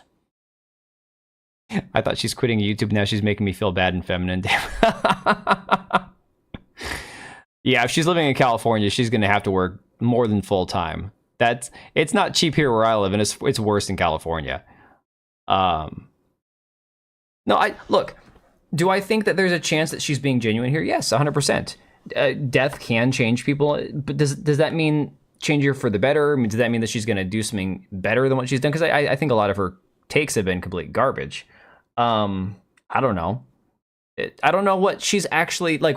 What effect has she actually had at Sony Santa Monica? Like, has she even done anything? Like you said, she's not even credited in some of the games. So, never thought of these things before starting the jobs. I don't get those people who are very blind to the people they care about. It's like if you shirked your family to stream on Thanksgiving. Oblivion, it's so funny. My wife, she asked me because she knew how crazy busy we were. We moved from California California's a shit show. I was born there back in 86, and we moved out of California in 89 or 90, just because my parents wanted something different, not because at that time California sucked. But it's gotten so much worse. It's 6 p.m. in Sydney now. Yeah, exactly. So it's like here it's like 11 o'clock or something almost. So okay, that would make it I'm not doing the math. Never mind. Oh, that'd be a 19-hour difference. Right. So I think I'm still correct.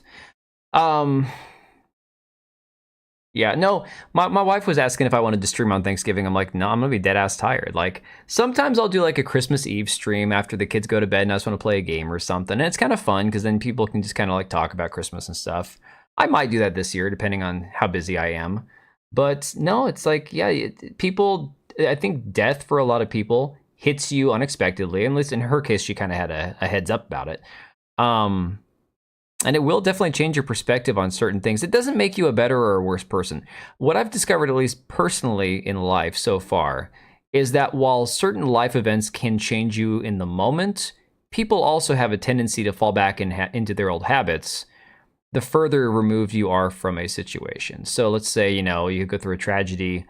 At some point, unexpectedly, somebody close to you dies, or you lose a friendship or an opportunity, and you feel like you're just down and out, and you just, I don't know, you feel like you're never going to recover. And then you finally get through it, and years later, you just kind of forget how things felt in that moment, and you just kind of fall back into the same situation you were in. You know, so You're a gentleman and a scholar. I think honestly, I don't know. Let's apply David K. Jaffe's logic here too. The only reason Alanah blew up is because of her looks. Seriously, okay, this is the thing about David Jaffe, and that's what I'm like, dude, honest to God, you're over here saying Vera only has an audience because she's an attractive woman. What about her? You know? Watching her stepdad die while caring. Yeah. No, there's a lot to that.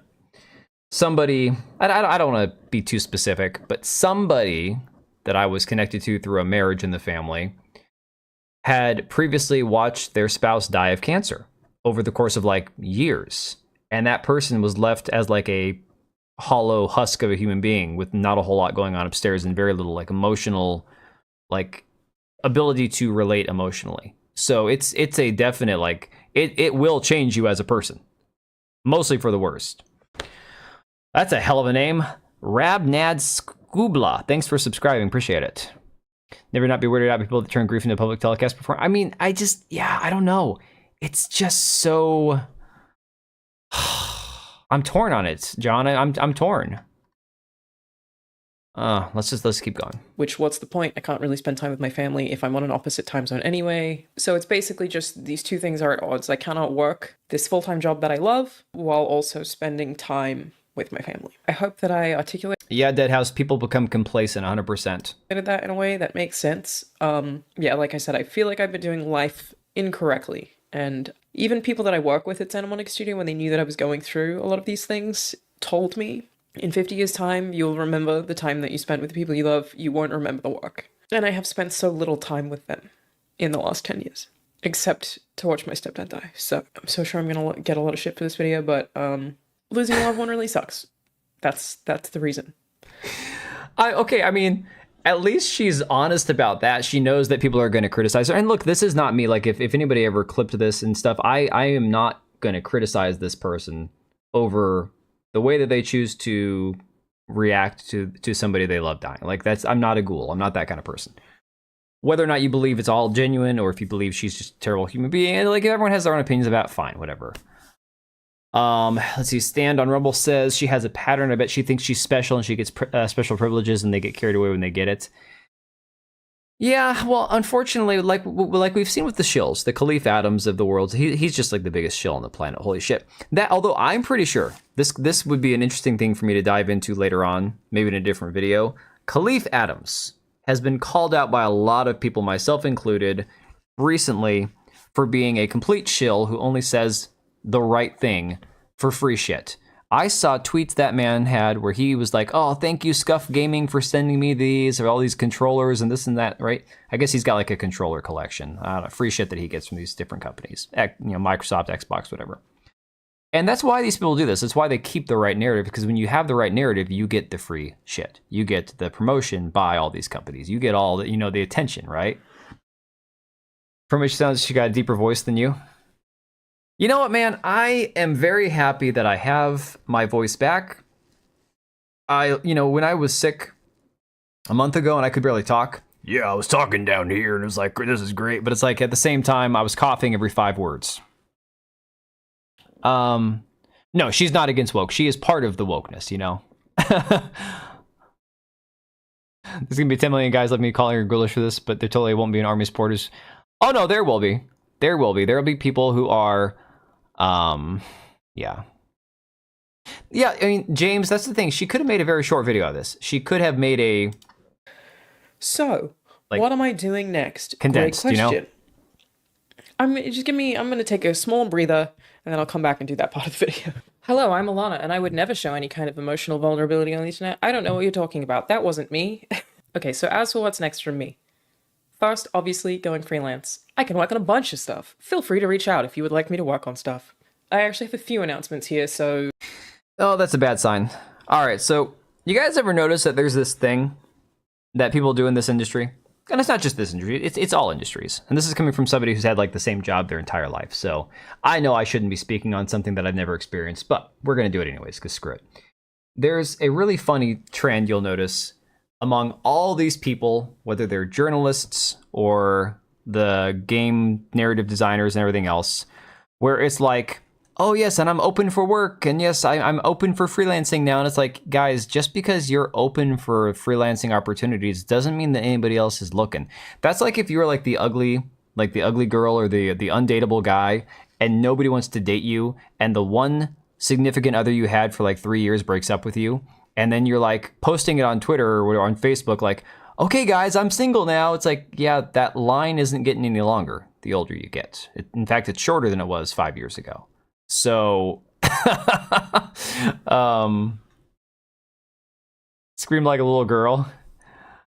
Well, you know the thing, NS, the thing about it is, I could be self-conscious about my voice, but if I was going to do this, then there's no point in... There was one of these dudes, one of these fake red pill alpha giga chat accounts that had a YouTube account that got completely destroyed on Twitter like a year ago. He was criticizing like Pierce Brosnan or something for having, you know, a loving relationship with his wife who gained like 5 pounds. And this guy, he didn't even use his own voice in videos. He actually had like an AI like chat thing read his script lines for him. It's like, dude, come on, man. Come on. Alanah's a genius. Oh no, Alanah is, you can just tell by listening to her that Alanah is 10 times more intelligent than Alyssa, okay? She can dedicate her life to be a wife, mother, I mean... Stan, good luck getting most women these days, most young, well, Alanah's not as young as she could be, but like most younger women, to latch onto that idea of like, wait a second, I could just get married and have kids and be a loving wife and raise a family. That's fulfilling. It's like, no, it's not happening. From pure grief, I don't know. I just don't know. Because it's not just the grief side of the... She knew that she was going to get emotional in the first half of the video, which, again, rightfully so. I don't blame her for being emotional. I just don't understand... It's one thing to say, look, okay, guys, I went through some shit. Here's a minute of me talking briefly about it. But that was like 6 minutes of that, you know? Buckle up. I am joining the very small team, 3 people, including me, working on a Metroidvania that you may have seen me share or talk about called Layers Deep. As narrative designer, I'm really... What did that subtitle say when she said narrative designer? I have a few announcements here, so buckle up. I am joining the very small team, 3 people, including me, working on a Metroidvania that you may have seen me share or talk about called Layers Deep as narrative designer. So she's narrative director, not the narrative designer. Okay. So that's an upgrade. That's actually a move up in the world. Maybe she's leaving the country. She's... Dude, I don't know that she's... I mean, she's got a big YouTube following. I don't know that she's relevant enough to be on the Diddy list. I don't know about that. She has no problem chatting with people with a different opinion. I mean, I haven't seen any, like, actual spurg out from her. I've never seen that. I mean... She's, like I said, she's had really bad takes, but, Natsuno, I missed your comment earlier. I need to check out RPG Maker's games for my indie game streams. Okay, I'll have to check those out. Maybe, remind me next time, okay? Still not a writer, no. It's gonna be the white woman version of that Kanzera game with that Abubakar guy. So, you know the funny thing, John, I don't know if you spend much time on Twitter or not. Abubakar Salim is actually kind of an interesting guy. I'm curious if he's going to make a game. And again, he made a game before that was connected to Sweet Baby Inc. And I don't know how much influence they truly had on the game, but it definitely affected the game sales. I'll be curious to see how his next game does, because he is actually making an attempt at like talking to people, like Hypnotic and Smash JT and like all these other people, and like reaching across the aisle and just kind of talking with people and stuff. And I mean, it was a stupid decision on his part to partner with Sweet Baby Inc., obviously, and Kim Blair, and make that business so they could have that mobile consultation narrative studio thing going. But I'll be curious to see how his next game goes. Never heard of Layers Deep? Yeah, me neither. then pretty much everyone's a director of something. Yeah, that's a very small team. I'm really excited to get to do this for a lot of reasons, in part because I think the game is really cool and that what they've made already is very, very cool, and I'm really excited to play around in that space narratively. I think it's going to be really fun. I'll leave a link below to where you can check out more about that game, where you can wishlist it on Steam. And while I think that that is... Hang on a second. There's a link to the game? Hey, do we need to watch the next 8.5 minutes of this, guys?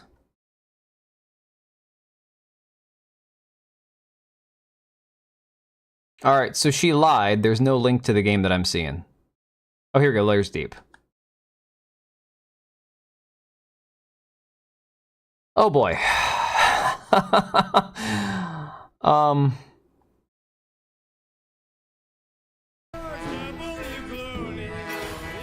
All right. Hold up. In theory, I have no problem with this game style. In theory, side-scrolling games are fine. I mean, there's been some really awesome side-scrolling games. What I don't get, I'm just not feeling this one. I don't know, there's something about it.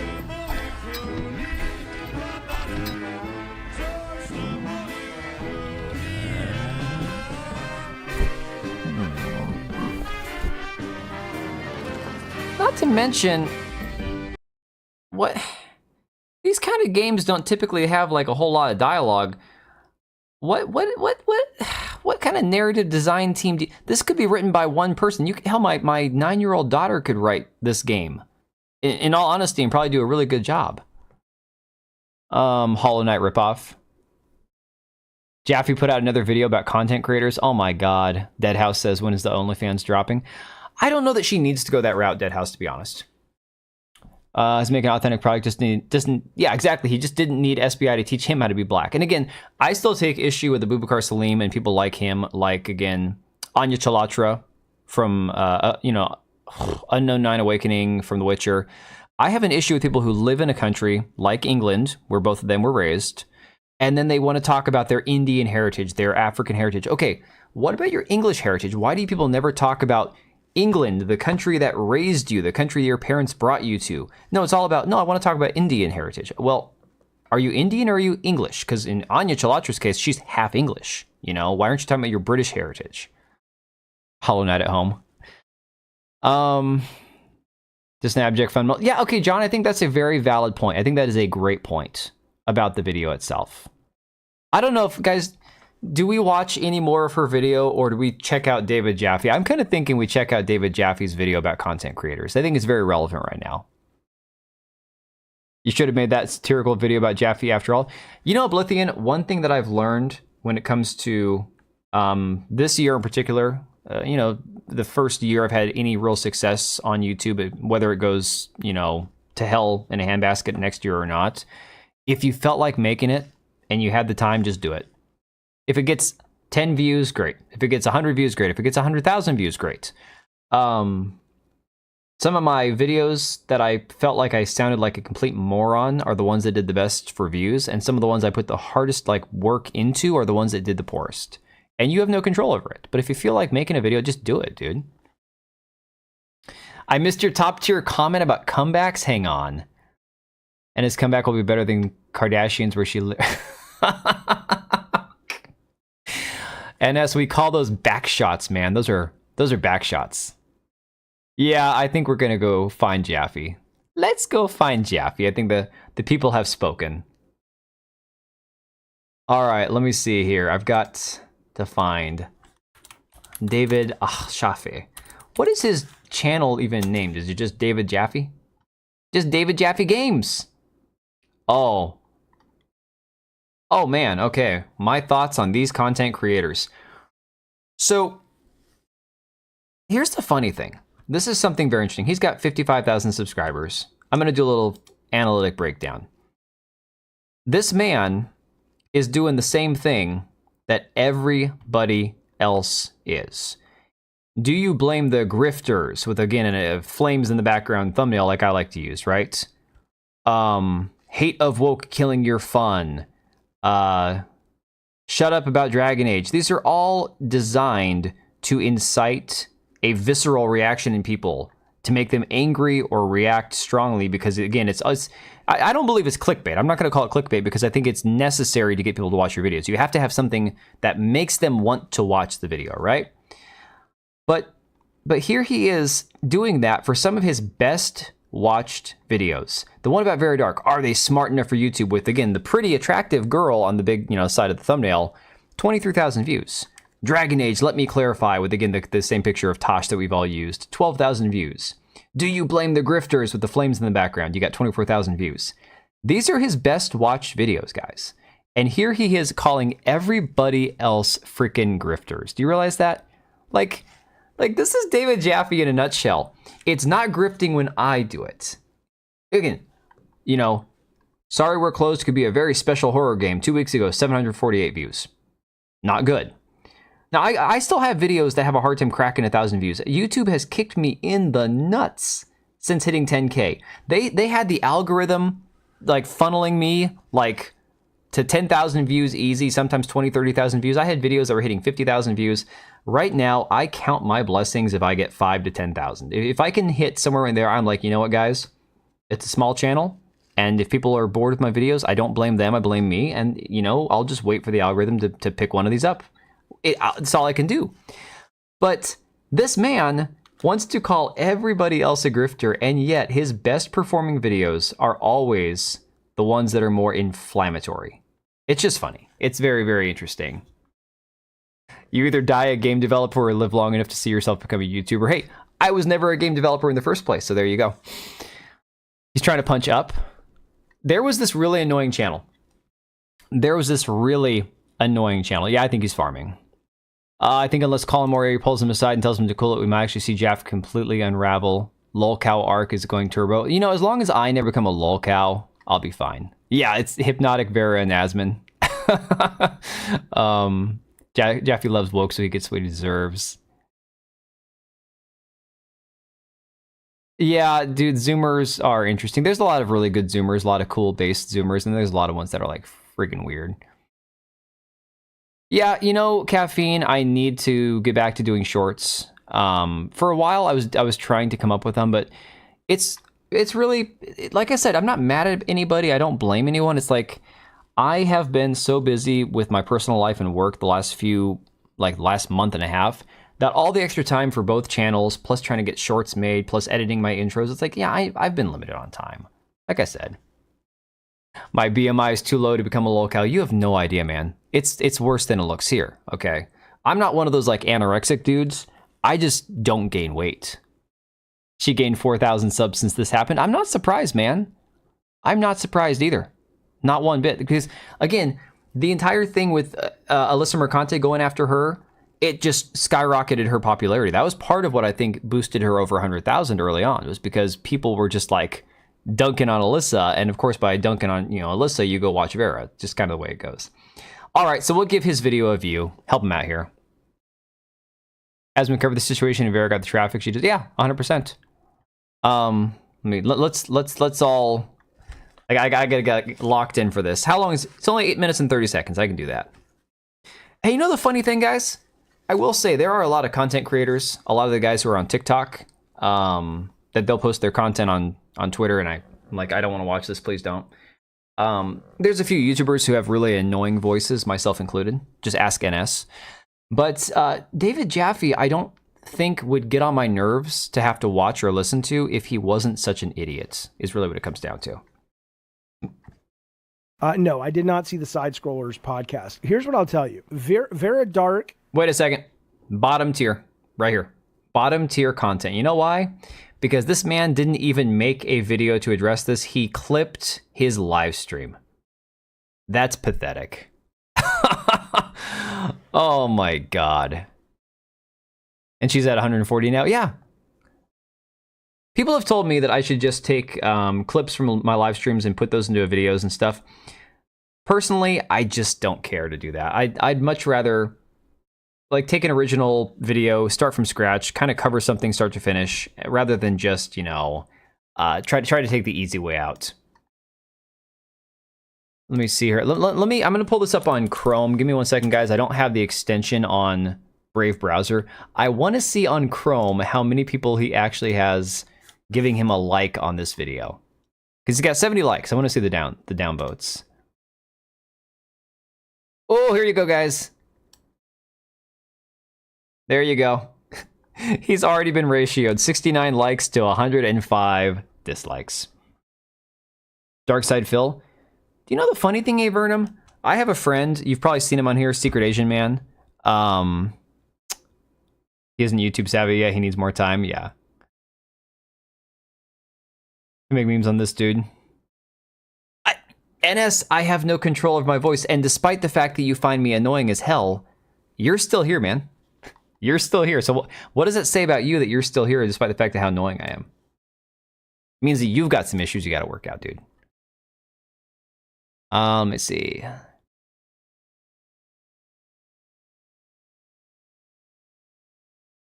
Yeah, ratioed all to hell. Yeah, 69. It went up to 70 when I was watching it. Always look dirty and gross. I don't know. He just kind of look, even though he's wearing a clean shirt and clean hat, he still kind of looks like a slob. But again, that's just kind of the byproduct of being old and fat. Why is Alyssa Mercante, somebody who's always talking about people's height and their appearance, why is she not going after him? Oh, that's right, because they're on the same side. There you go. All right, let's give it a listen. 400 pounds. Dude, I would be happy if I could gain 50. 20 is not even doable. 50 would be amazing. And I clearly don't really vibe with each other. She doesn't like me. I said some mean things about her. They were not misogynistic, but they were mean. They were intentionally mean. Let me, hang on a second. I'm going to switch things around. Asmongold to say. Let me go full display. I don't want to move my camera. Oh, screw it. I'll just move my camera out of the way. I'll do the thing I never do. Nah, C4, I'm not too worried about it. It's just NS, you know, I get on his nerves, and that's okay. I love him anyways. He's my British pain in the ass, but I love him for it. Save my life, but it sounds like he may not be a fan of mine either. But side scores, or at least Stuttering Craig, that guy, I have massive issues with. I cannot, I'm not even going to watch him to hate watch him. So no, I did not see it. I did not see it. I was not sexist to Vera. Stop. Wait. He's got massive issues with Stuttering Craig. Stuttering Craig was at least in the media industry, dude. One of those gluttonous, mired in envy, spiteful dudes you've ever seen. I'll have to comment to that effect on Asmon's video today.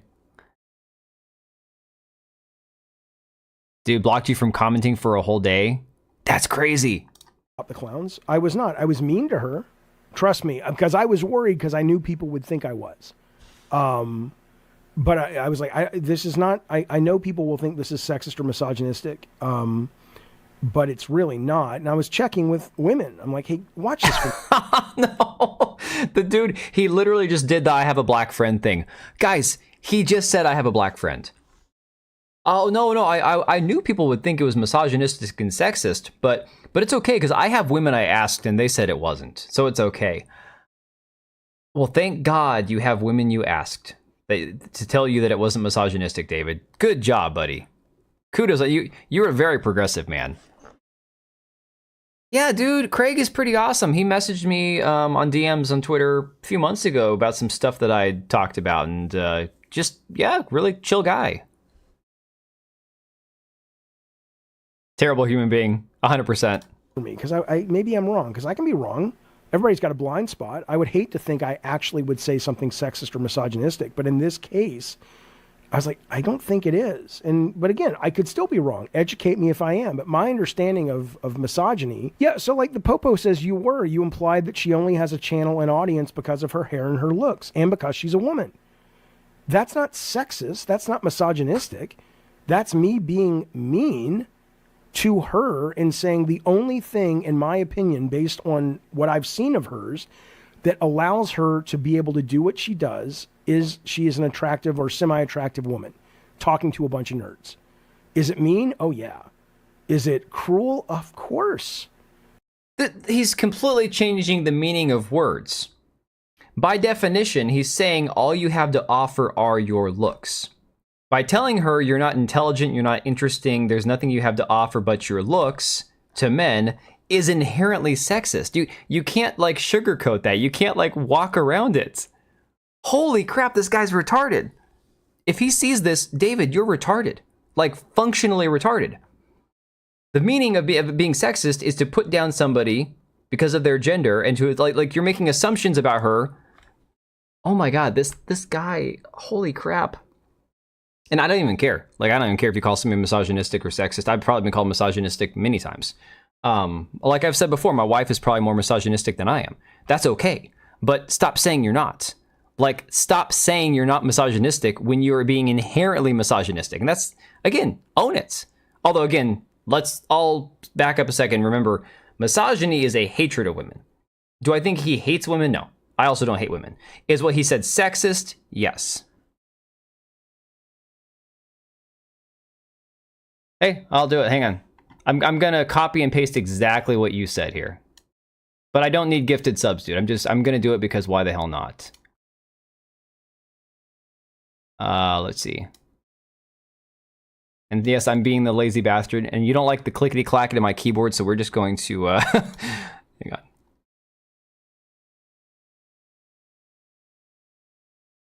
Let me see. The person says, a person who stopped mentally growing after middle school. I've lost all respect for you, Jaffe. You need a break from the internet. Here we go. Just going to copy and paste. By your logic, the only reason Alanah has an audience is... I'm going to put Alanah Pearce. I wonder if I should tag Alanah Pearce in this. What's Alanah Pearce's? She's Charizard, right? Is her YouTube channel? Oh, it doesn't tag people in comments. I should know that by now. There we go. Oh, let's see what the spiteful old fart says in response. Oh my god. All these I'm an ally guys are like this. No charisma, no good looks. Vera, you don't know this dude. You can 100% imagine him dressing down a female employee. Oh, dude, 100%. And like I said, I genuinely don't care if he is sexist. I genuinely don't care. I'll be plenty sexist about all sorts of other things, right? Like, I'm sure plenty of people find me sexist from time to time based on things I've said. No, I'm not misogynistic because I don't hate women. I think women are wonderful. I think there's a lot that they have to offer. And I think that there are roles for men and women across every, avenue of life. Hey, Mari, we are watching David Jaffe's most recent video, and this is mind-blowing. You think women make him seethe? Yeah. But yeah, he just defended himself as not being sexist and then explained how he's, putting down Vera, but it's not sexist because he checked with other women that he knows. Like, holy crap. I mean, she was similarly in both of her previous clips the same to me. And yes, it dealt with her being a woman, but that wasn't me talking about women and like, oh, women can only do this job if, or I don't like or trust women. No one can look at my channel and suggest that that's my history. Or dude, you did not have to do that, Ennis. Holy crap, man. No. Come on, man. You just gave me a great idea. You didn't have to gift just because I commented on his video, man. Oh, dude, you're too kind, dude. I'm gotta get the let me get the alert back on. I swore that I was gonna make sure that I had this all taken care of before the stream started. Damn it won't let me replay the alerts. Dude. You are too kind, buddy. I don't know what I'd do without you, man. But yeah, he's a completely insane, like, manipulator. Holy crap. That's the way I feel, or any of my actions or anything. So it sounds more like what you're saying is you don't like it when someone swings back at a woman metaphorically. I would only hit a woman if she was huge and bigger than me, and she was attacking me. But okay, now look, I have already told my boys, look, I tell them you don't hit a woman. You don't fight women, you don't hit a woman, right? You never attack a woman, never physically put your hands on a woman, whatever. But if a woman attacks you, a woman's trying to hurt you, do terrible things to you, even like try to kill you, you have the right to defend yourself even against a woman, right? That has to be unnegotiable. That's just 100% you have the right to defend yourself. But I love how he's first like, oh, I'd never hit, maybe if she's bigger than me, it's like, wow, this is just like, holy shit. Just unblocked itself for you. You thought you were alone here? Tekla, I've been seeing your comments. Hey, Susano. Yeah, it does it randomly. Yeah, the Christmas background is fantastic. Tekla, did you not see your comments getting posted? Because I saw a lot of them, dude. Did you get put in timeout or something? Oh, you know what? I didn't see one. I just now saw your misogynistic views probably helped his daughter to figure out she's a boy. That one didn't pop up for me before. I don't know what's going on, dude. YouTube is insane. That is just crazy. E and E equality, everyone. Nah, dude, I've made sure to tell my boys, you have absolutely the right to defend yourself against anybody. You just don't go picking fights with girls. That's not cool. Metaphorically, I'll hit one all day because what do I care? It's the same thing. We're both equal at that point. Right. Okay. So, if you said that about Laura Fryer, what you said about Vera Dark, that would be misogynistic because she has experience and insight. Right. Or if I said that about Alanah Pearce, what I would say about Alanah Pearce is Alanah Pearce has a leg up in the content creation space talking to nerds because she is very attractive as just a visual attractive woman. But she's also talented, experienced. NS, he actually had to cover Alanah Pearce. Dude. Oh, how did we know that that this was going to come up? But see, it's not that she's just attractive, it's that she's also talented, see? She edits well, she writes well, and she's got interesting insight into the business, both as a voice actress, as a writer now in the business, and as a journalist who worked at IGN. Alanah Pearce worked at IGN, so she's got a leg up on everybody else, because IGN is so reputable. Such a bastion of truth, right? Yeah, well, Mari, this guy has been going off for days. He is completely unhinged. This is the guy, and again, I don't care if you voted for Trump or if you hate Trump, whatever. This is the guy, though, that the minute that Trump got shot back in July was like, did that seem staged to anybody else? You know, that seemed fake to anybody else? It's like, oh, David, my God. And it's all devolved from there. I think that was his moment where his brain literally broke. She edits well. We just watched 8 minutes of Alanah Pearce. 8 freaking minutes of Alanah Pearce, where she probably said 5 words and then clipped that out. Another 5 words, clipped it. I showed you 3 different clips within 18 seconds of her speaking. Okay, so she knows how to go through her video editing software and hit split and delete this part and split and delete this part. Guess what? I can teach my 9-year-old to do that. I can teach my 12-year-old to do that. What does that have to do with anything? You had to drop a little water on your phone. All right, Oblivion. Sorry to hear that, dude. You have a good night. Your American Squirrel wore Trump outfit today? Oh, hell yeah. Yeah, edits and writes well. First off, like we said, does she actually have a writing credit to her name in any game? She's a consultant. Now she's a narrative director for a side-scrolling game where you play like an onion or something. Okay?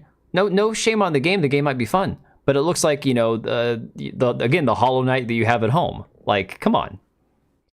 Just a guy who failed his son. No, he said he has a trans son, so I think it's his daughter.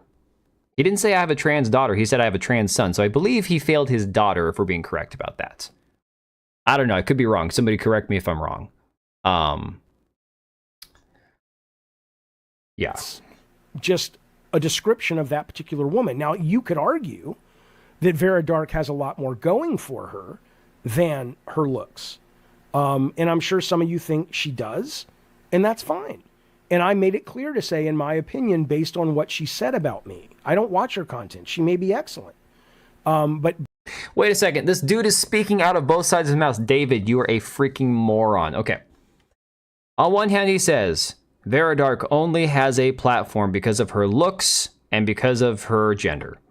Then he says Alanah Pearce has those same qualities, but she's also very talented. Then he follows it up by saying, well, I don't watch Vera's content. I don't know that she has any skill. I don't know that she has any talent. I don't know that she has anything else going for her. She might.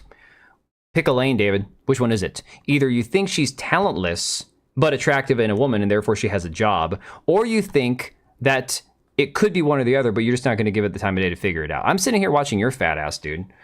Why don't you actually watch her content before you start critiquing it? If you're going to say that, well, she doesn't have any talent, well, how do you know? Well, I don't know because I don't watch it. But, oh, man. Oh, wow. It's sad that he's unhinged. Yeah, he does look like he should be a lot happier, doesn't he? Seriously. He's 10% speaking from his mouth and 90% speaking from his arse. Oh, yeah. The British arse, no less. Who even has trans kids. Freaks, creeps, weirdos, people who don't care about their kids, people who let their kids fall into a woke cult where they get brainwashed into thinking that they're born the wrong gender. That's who. There's no such thing as a trans kid. First off, I don't believe that trans is a thing. You can be confused about your gender from underlying psychological conditions, and that's fine. You can never change your gender. Gender and sex are not separate construct. I mean, not separate things. This whole gender as a construct thing is not real. But that's, again, a whole nother topic. I love the word arse. I had a New Zealand friend going back to my previous Guild Wars days. So she's from New Zealand, and they had this expression there. It's probably the same in England, that they couldn't be arsed. Meaning that they couldn't be bothered by something. But yeah, it was always, I can't be arsed. He says that about everyone that he doesn't know them or haven't watched them. Well then, Craig, what's the point of saying that she has no talent, that she's only popular because she's a woman, if you've genuinely not watched enough of her content to know that she has talent? Look, I've watched tons of Vera's videos. I could critique her videos like I could critique my own, like I could critique Smash JT's, and I could critique everybody for how we all do things, right? I could do all that myself. That doesn't mean that she's bad or she's talentless. It just means that we can all offer criticism about how all of our approaches and how we do things differently. To say that she has no skill or no talent and that she's only popular because of her gender and appearance, and then say, well, I don't know if she has talent, she might. Like, pick a lane, dude. Based on what she said about me, and frankly, based on, if you go to her page, I mean, most of her shit is just mean-spirited, ha-ha, fuck liberal tears, blah, blah, blah. So forgive me, if you can't... I have never seen a clip of Vera Dark in a thumbnail or in a video where she says F liberal tears. I've never seen it. You know what he is pissed off about, though? If you look at this thumbnail right here, David Jaffe calls me a mental lightweight, says gender made me blah, blah, blah. 73,000 views. That's why he's mad. That's why he's angry right now. That's the entire reason, guys. That's it. That's why he's upset. Oh, my God. Yeah, he's talking about... Yeah, you could say she doesn't have insight. You could say she doesn't have a connection inside the industry. Although she did. She actually had one where she had a little bit of a scoop earlier this year that turned out to be correct. So everyone wants to say that, all these content creators that have like an insider, that it's all fake, and then they turn out to actually have, correct information. Okay, well, maybe they, in that one situation, they did know somebody on the inside. Look, I can't talk about it, but I've talked to a developer before who's worked on a game that is captured by a bunch of woke activists. And he's like, most people are just pretty normal. It's just that they had this innocent perception that if you just kind of let these DEI things run their course, it'll make things better. Unfortunately, they didn't realize how destructive it really is. Most people were just well-intentioned and didn't think about it at the time, is what I've been told from somebody who actually works in the industry. But again, what they say, well, you name your source. I'm not going to name my source. I spoke to the guy, under conditions of anonymity. I'm not going to do that because I'm not going to out the guy. Like, come on, get real. Afraid to check it out. What are we talking about, Mari? Let me see here. Let me scroll back up. Look at his older content. Oh, it must be talking about Jaffe. Yeah, Vera Dark's awesome. Vera Dark is like how I started off about 6 months ago, trying to just, I'm just going to take an article and just kind of cover it. I think she does a better job succinctly just covering an article, whereas I like to do like more connecting pieces and stuff. But again, everyone's got a different approach. And watch her play a woke game. And yet, NS, people still try to get me to play shit like Dustborn. I'm like, why would I do that to myself? Why would I do that? He used to smoke a Bilbo Baggins type of long pipe. No, Craig, I actually didn't watch any of him in Hypnotic. I have been so busy the last few nights. I'll kind of just do the quick recap. We had, leading up to Thanksgiving, between work and family stuff, I had really busy on Thanksgiving. I had a 5K we signed up for in the morning, and then we did two different Thanksgiving dinners, and then immediately went back to work on Friday, and then we had stuff with my brother all day Saturday, and then we went yesterday and got our Christmas trees. And that was something I was decorating my Christmas tree until like freaking 9 something last night, so I've been too busy to like watch people's streams and stuff. There's some cringe losers in dev that go a little overboard with the idea that they have any relevance in AAA dev is laughable. Western devs constantly crushing the market. I mean, unfortunately, we've seen a lot of the situation where it just seems that too much of the heavy-fisted push for the agenda is, at least, let's say a game, let's say this Avowed game, for example, doesn't have any strong messaging behind it, okay? Let's say that there's no, LGBT messaging, there's no DEI messaging, it's not about, evil white man and everything else good, right? The approach by the people who made the game is still painting the game in a very unflattering light and causing it to be caught in the controversy that we're currently in.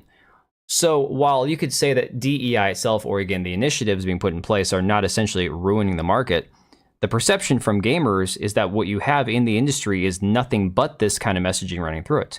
So unfortunately, it does have a hand in the situation that we are in right now, where you're seeing a lot of these games that also happen to have the pronouns and the tags on Steam with the LGBT or political or whatever, because that's the perception gamers are going to have, is if it has these tags on Steam and if it has this messaging being put out there by these art directors and by these people, on across social media, and they're all like, oh, go F yourself, toxic gamers, we don't want you here.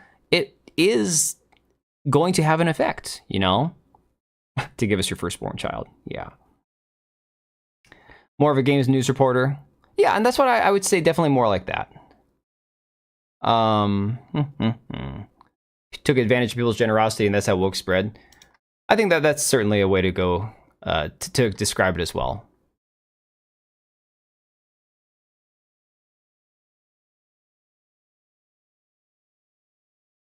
Well, and corporate, that could be very well true, but we'll just have to wait and see how things play out. We've seen a lot of these, massive games with these higher budgets, turn out to be flops. So she makes gaffes sometimes, otherwise does good work. No opinion of the other lady, as I only watched 2 of her vids. Yeah, Susano, the only thing I noticed from Alanah's video is it just was too freaking long-winded. It was one of these situations where it's like, okay, so you essentially have, here's what happened. I've had the philosopher's stepfather and all that. Traumatic. And like I said, my heart goes out to her for that one. And then here's where I'm going moving forward. But it's like, okay, it turned into a 7 minutes of trying to sit there with her rehashing all of it. And then it immediately pivoted and turned into kind of like a sales pitch, It was very strange. Did a lot of work in the background for those with disabilities. Think that gets lost in the mix. Yeah, Susanna, the only thing is, I remember back when Alanah had this situation with the being disabled, if you're a parent and you're a gamer, not having the pause button in Elden Ring, it's like, that's not a disability. And I've had people try to argue, but it's a situational disability. And it's like, tough. No. There's no such thing in my mind with a video game as a situational disability, because the fact is, it's a freaking video game. If my kid needs me enough that I can't pause my game and my character dies and I have to go back and get my, freaking XP or whatever, tough. It's a video game. So the hell what? Would a pause button be convenient? Sure. But I'm not going to call it a situational disability if I can't pause my game. You didn't watch the one that dropped today? I would suggest going back and watching it. We got through about the first half of it. It was definitely rough. And like I said, I typically, anything that involves death or loss or people saying goodbye, that'll make me tear up. I'm not going to doubt that she's genuine in her grief. Like, I would never do that. But I do think that there's a certain element to it where I'm like, I question putting yourself online in a pre-recorded video and emotionally exposing yourself like that, They made them all do training on it, yeah. Well, and corporate game designer says that no one higher up actually cares or talks about this shit. And that could be so. That might be so. But unfortunately, the reality is we are seeing a lot of this, whether it's talked about in the upper levels or whatnot, trickle down into the discourse that we are seeing online. Do I need to be liked? Absolutely not. Smeg, hey, you got Mari. Absolutely not. Hell yeah, dude. I like to be liked. I enjoy being liked. Dude, I appreciate the hell out of you, man. You're awesome. Michael Meeks was gifted a membership. Michael Meeks, I think I've seen that name around the channel. And look, here's the thing. We can all have a disagreement about, like, again, whether or not Western game studios are failing or if they're going to get beaten by Chinese developers. Look, I think the best situation is for competition to thrive and for everybody to just try to make good games. I think that's the best case scenario. Unfortunately, like I said, the discourse surrounding a lot of these Western studios and the Western titles coming out is about the pronouns and all the LGBT nonsense and all the pride merch and the pride flags and everything else being put into the games and all the celebrations of non-binary, BIPOC, and this and that. When the focus should just be on a good game with a good story. Then when you see a game that is fundamentally flawed, or it has issues, and then of course it has the tags like I said on Steam, there's no way around it. You can say that the higher-ups don't talk about it, and that very well could be true. But then what do you do in the situation when these contributing factors also happen to coincide with a game that had a huge budget that should have done well, and then it flops? You're talking about a lot of different factors contributing whatever. You sent some funny stuff on Discord, I'll have to take a look.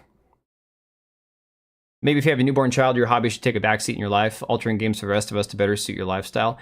Yeah, and James, here's the thing. Like I said, with the whole pause button thing, I don't think that was one that's like a make or break, like you have to have a pause button or you can't have a pause button. I think it's up to everybody,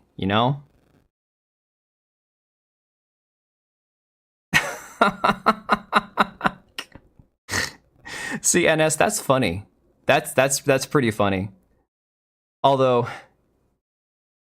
I can make a Dr. Disrespect joke about other things he could do in 3 minutes, but I don't want to go there. And I'm in that situation where I still feel like the jury is kind of out on Dr. Disrespect. I still want to see the original transcripts for myself, There was a demonic unbaptizing booth, really? Wow. Isn't that funny? Well, okay, but if you go biblical pride is the sin, that's the other thing. It's like, without being religious about it, why would you want to celebrate pride? It's like, oh, I want to be proud of something. Okay, but you should be proud of an accomplishment. Being gay is not an accomplishment. Well, proud of our progress. Okay, well, what does progress look like to you? The pride parades that I've seen in San Francisco, they got guys pissing on each other in pools. How is that progress? Like, it's all a bunch of hypocrisy, to be honest.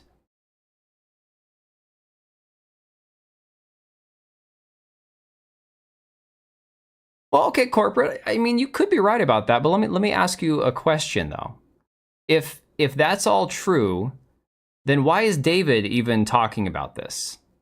If David's not worried, David said that grifters killed Dragon Age Veilguard. Okay, for real. He said that that they were a contributing factor. The discourse killed the game.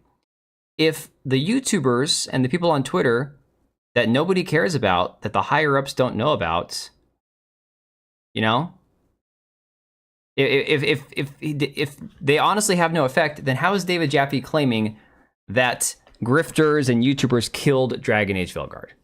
I'm just curious. I'm not trying to be like a dick. I'm asking a genuine question. You had a rare crash in Elden Ring in a catacombs while being attacked by imps, and you discovered the game put you right back where you were. I mean, somebody else was saying how essentially you can do like, bring up Task Manager and leave the game if you have to. I'm like, I'd rather not do that. I'd rather just freaking die or just exit the game. Let's see if I see it. Hang on. I need a pause button for my metabolism after eating strong Asian food for far away from your home. Oh, man. Not chiming in on that beyond the grifters amplified actual issues with the writing. Okay, but again, if that's the grifters amplifying an issue, then that means that there's an issue inherently to begin with, and that means that, again, YouTubers are still having an effect. Asian food doesn't typically do that to me, but I usually just eat the standard Americanized Chinese fare.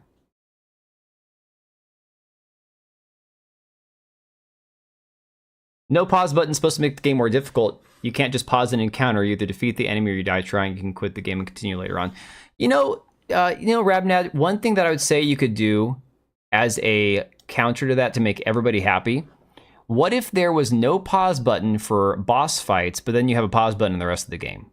I mean, I think that right there would be a fair, balance that you could have, right?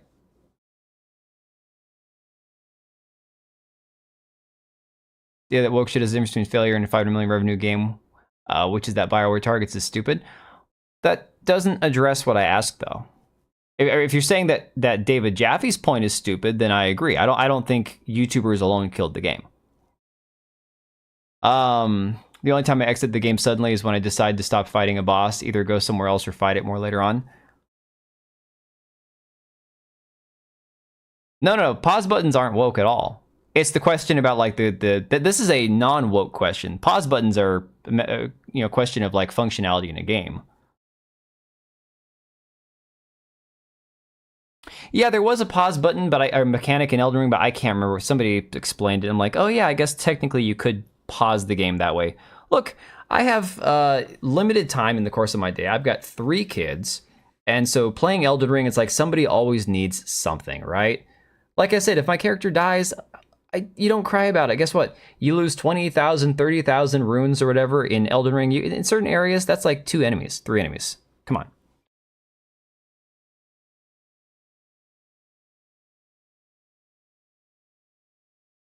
Doesn't work if you're playing with other people. Well, the only time I played with other people in Elden Ring was like if I got invaded or if I invaded them. You liked invading AFK players in Dark Souls 2 and 3 and waiting for them to come back and panic. Hey, Desert, how's it going, buddy? For having pause and save button. And look, like I said, I don't think that there's a right and wrong opinion on a start button, like a pause button or whatever. That's one of those that I think that's just a matter of like, your opinion is going to be your opinion, you know? There's zero right or wrong. I understand both sides of that one.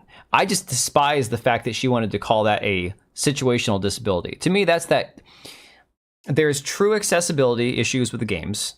Like, again, for people who are hearing impaired, vision impaired, people who need to have different controllers if they are disabled and have, like, again, functional disabilities, like with their hands, whatever. But it's like, for me personally, that doesn't fall under the category of trying to make a game more accessible for people who are quote-unquote handicapped, actual handicapped. It's not the devs are personal problems, those are just life. Well, and you know, the funny thing is with true accessibility, this is also something that I've been curious about how a lot of people feel about. With the concept of true accessibility in games, at what point are the developers really, or should they be required to actually make their games accessible? You know what I'm saying?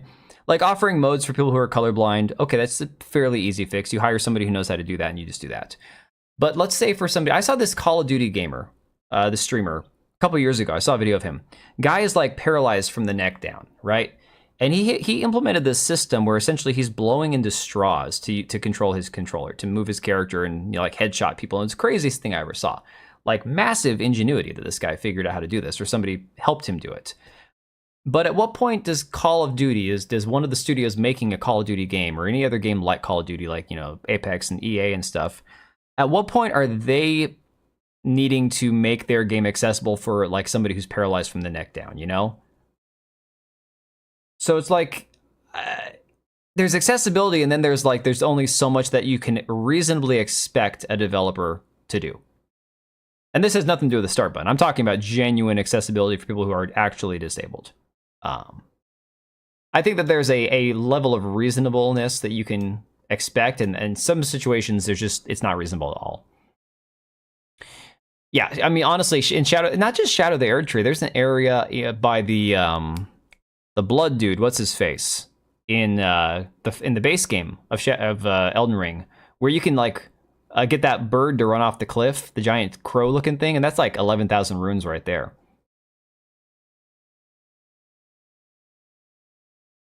Demanding a pause button on multiplayer co-op games is dumb. Sports games used to have that, and it was pure chaos. Dude, nothing is worse than when you're playing a multiplayer game, like a racing game, like Mario Kart. My kids will get this wild inclination to play Mario Kart if you're not touching it for 6 months, and then I'll sit down and play like, you know, 1 or 2 races with them. And then one of them will pause the game as I'm trying to drift or something. I'm like, oh my God. And of course, with the Nintendo controller, when you start pressing like R or the ZR buttons or whatever, on the pause menu, it starts messing with your controller settings. And it's like, you guys just screwed me. Moglester, you mean McLested? Oh my God, dude. Seriously? Mog, yeah. About pausing the Elden Rings, there are safe spots for you to go. There are various safe spots, absolutely. That is another thing too.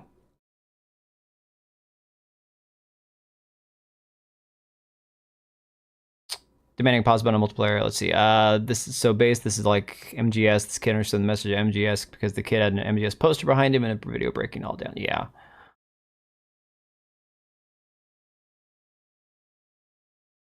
Imagine that on a multiplayer game with 10 plus dudes. That was the one thing. Do you guys remember back in the day with like Halo parties where you get like 16 guys and 4 Xboxes, 4 TVs? Could anybody that was in the match pause the game? I cannot remember for the life of me. It's been like more than 20 years for me since Halo 2 came out, I'm pretty sure. So for the life of me, I can't remember.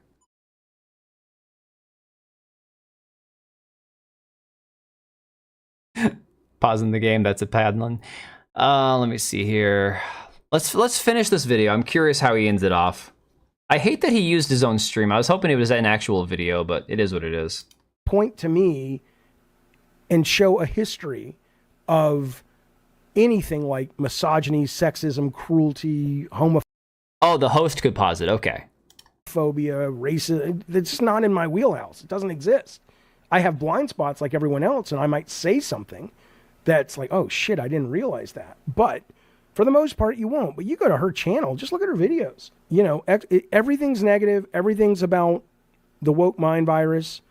For the most part, like, I mean, there's nothing on, you know. Oh my God, the projection with this dude. Dude, your best performing videos lately have all been negative.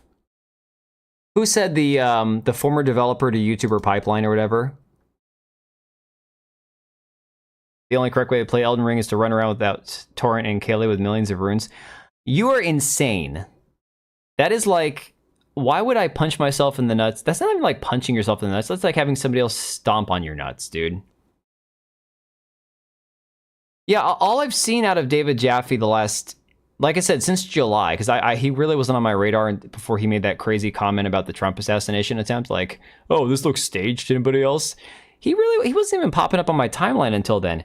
Everything else that he himself has created in the past 6 months, whether it's a Twitter post or a video, has been mostly negative. Forget her talking about me, you know. It's all about stirring up the base of people who hate and feel like victims of the left, and that's fine. It's a valid business model. She does really well. But don't come at me because I'm calling her out for it. Susano, he's the original creator of God of War. Well, Mari, I mean, it's not weird. He's saying, you know, she's got a very valid business model. Him hate baiting is a valid business model. You know, it generates views. It gets clicks. She goes to a lot of angry men who feel like victims and feel like they're not being heard. And she happens to be really attractive. Or you know what I'm not going to say? I'm not going to say, she's an attractive woman. I like redhead. She's attractive. She's young enough to be my kid. I don't want to date her. I'm not being creepy, but I can look at someone objectively and go, oh, that's an attractive woman. I see. I don't hate what he did there. I think too many people would take that out of context and go, "Oh, he's being a creep." No, he's just being objective there. I can at least give him credit for that. And you know, sorry, but that's not sexist. It's not misogynistic. You think they don't bring in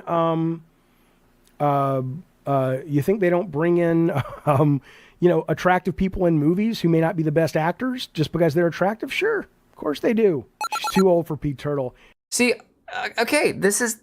I don't understand this man. I'm really having a really hard time with what his point is. I 100% agree with him there. You don't want to look at ugly people in movies. So these are the same people. And again, corporate would probably disagree. And that's okay, corporate. I don't mind you having a different opinion. That the intention behind a lot of what we've seen with a lot of video game characters, the females being masculinized, the characters looking just not attractive, far uglier than they used to, is this weird idea that you can't have attractiveness be celebrated. You can't have conventionally attractive people, fit, you know, exaggerated boobs, hips, you know, big, strong, you know, attractive masculine men who are unapologetically like heterosexually masculine, macho, you know. Like, it sounds to me like he's making an argument for the return of all that kind of stuff, right? Like, that's what it feels like to me, is he's making that argument. So if he's arguing for that, like, it's okay. We like to have attractive people in our movies and stuff. Well, we also like to have attractive people in video games. It's all entertainment. Look, there are so many people, like, for example, I don't think Taylor Swift is attractive at all. I think she's very, very bland and boring. but there are people who find her attractive. Okay, well, if she's partly famous because of her looks, then there's nothing wrong with that, because it's okay to want to think, to watch or listen to people who are conventionally attractive. So I don't understand the point he's trying to make. Uh-oh, what are you missing? Oh, you're doing the elves. Oh, okay. Wife's doing the elf on the shelf stuff. Ew, he's like velvety or something. Oh, he's flocked. Wow. That's creepy.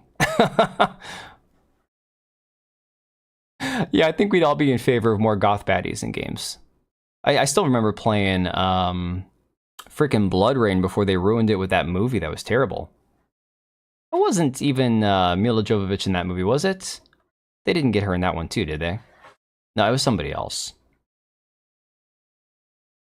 They need to be relatable. It's about looks per se. Well, I think that relatable is all about how you write a character, not like the idea that relatability only comes from, again, looking like somebody else. Like, again, well, I'm brown, this person's brown, or I'm a man and this person's a man. I can relate to them. No, relatability is about being able to connect with the character, obviously. That's how you write the character and how they're portrayed, how they actually work with the script that they're given. But it always helps to have better looking people in a film or a movie, I think. Just in general. That's why they've always tried to cast more attractive people for roles. If you look at the biggest games, they've all got massive thirst trap characters and all that, but we got girls cosplaying this bad. Yeah, exactly. I think the cosplay element to that is massive. I think that's one thing that gets underrated, is the ability to cosplay from a game definitely generates but it does create a certain amount of like virality to the game, you know? Made a million years ago. I mean, David, I agree with you there, but people would also say the same thing about guys like, crap, who is the composer from Halo that ran for Marty? Can't remember his last name. That ran for, Congress or whatever. People would all say, oh, that's my composer from my old Halo game. That's based. I'll vote for him. And, everyone's going to have like, like fond memories of somebody from 20, 30 years ago. I don't mind that people are going to remember him fondly. It's just sad to see the way he's acting now. Just can't care. Look at Warzone.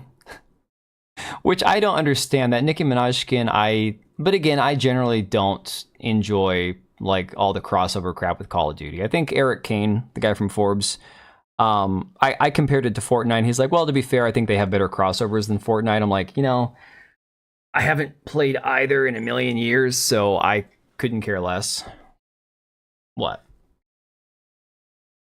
In your computer? Not like tonight. Yeah, we could put the elves in the case. It's midnight. The kids are asleep. She's trying to hide the elf on the shelf little guys. Yeah, no, we could put those in your computer case, just not near the motherboard. Just like put it down in the front of the case. You got room in there. That case is amazing. You got lots of room. Marty O'Donnell, thank you. You think about this with Concord in mind, it wasn't that the characters were ugly per se, they were bad designs, but that wasn't the problem. Yeah, well, I've tried to be fair about Concord. There was a lot of things that game had working against it. The timing which it took to make, so like 8 years total from concept to development to release. Releasing it with a $40 or $50 price tag, depending on which edition you bought, when there's plenty of other games like it to play, on top of the ugly characters, on top of the other stuff that we've talked about before. So it wasn't just one thing that killed that game, Oh yeah, no, my kids are all getting older, so it's one of those things. We've got a year left or so on this, but it's fun. Drives me up a wall. It's like we get to December 1st and she's like, okay, we have to put the elves out. I'm like, oh God, no. Good, healthy, looking for a better chance of survival. Yeah. No, I mean, that's just a natural instinct for a lot of people. Sex appeal is what gets people in the door and puts butts in seats. Well, it used to be. And look, that doesn't mean that there's not a market for the Danny DeVitos of the world, guys. Not every character in a movie or a game is going to be like some heartthrob, hunky or attractive character. But those people don't tend to be the lead in like an action movie or like a romantic comedy or something.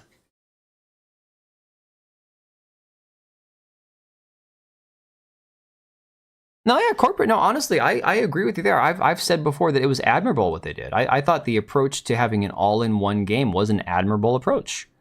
I think they executed it really poorly. But I respect the decision to have it all complete in one game.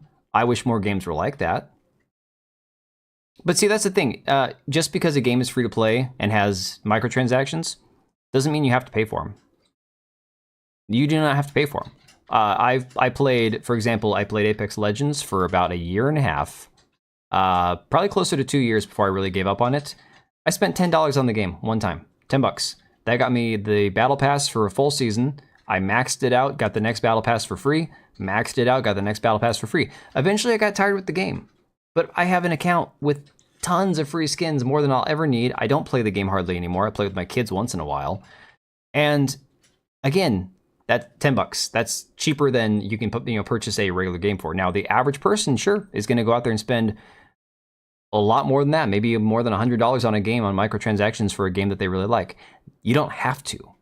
That comes down to whether or not the person wants to spend it. Do I think it's dumb to spend that kind of money on a free-to-play game? Yeah. But if that's your thing, I can't stop you, you know? Danny DeVito's hot? No. Danny DeVito is awesome in his own way.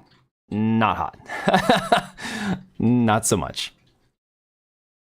Sometimes they're in a romantic comedy as like a watch this short fat dude score this hot girl. Well, that goes back to like Jack Black. Back in that movie, what was it called? The one where he saw the girl as skinnier than she really was? Shallow Hal. It was kind of a funny movie. Don't get me wrong. I watched it. I laughed. It was super unrealistic because she wasn't just fat. She was like 600 pounds fat, like the ground shook when she walked. So we're talking like she wouldn't live to see 40. So it's like, it's not just, oh, it only matters what you look like on the inside. It was far more than that, obviously. But it's like, yeah, those kind of movies. Jack Black being concerned about somebody's appearance, you go, well, he's Jack Black. Why would he even care? Yeah, not every romantic comedy or big movie is going to have like a attractive lead actor or whatever.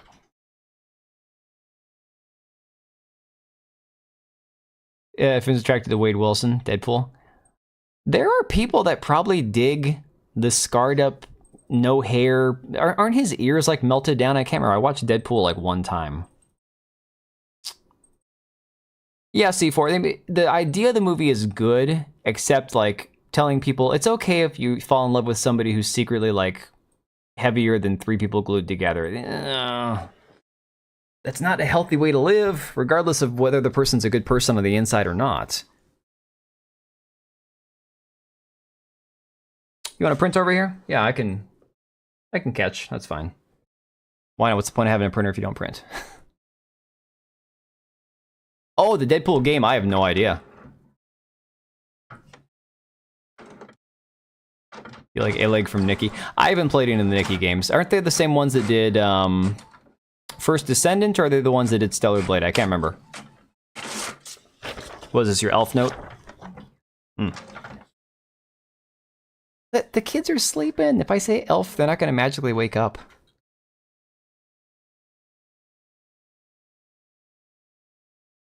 Oh, you're going to knock her behind the TV, and then I'm going to have to fetch her. What are you... You've rearranged everything up here today. Person's weight is an indicator of how well they treat themselves and thus you. Yeah, that is the one thing that I would argue in situations like that where you say it only matters what you look like on the inside. Sure, there are situations where it's like, yeah, you can fuss over somebody not being a perfect 10 or whatever. And it's like, that's just stupid. But it's like, there are situations where the way that you treat yourself is 100% indicative of how you're going to treat other people, unfortunately. Or not having any respect for yourself. And you should respect yourself if you're going to be in a relationship with other people,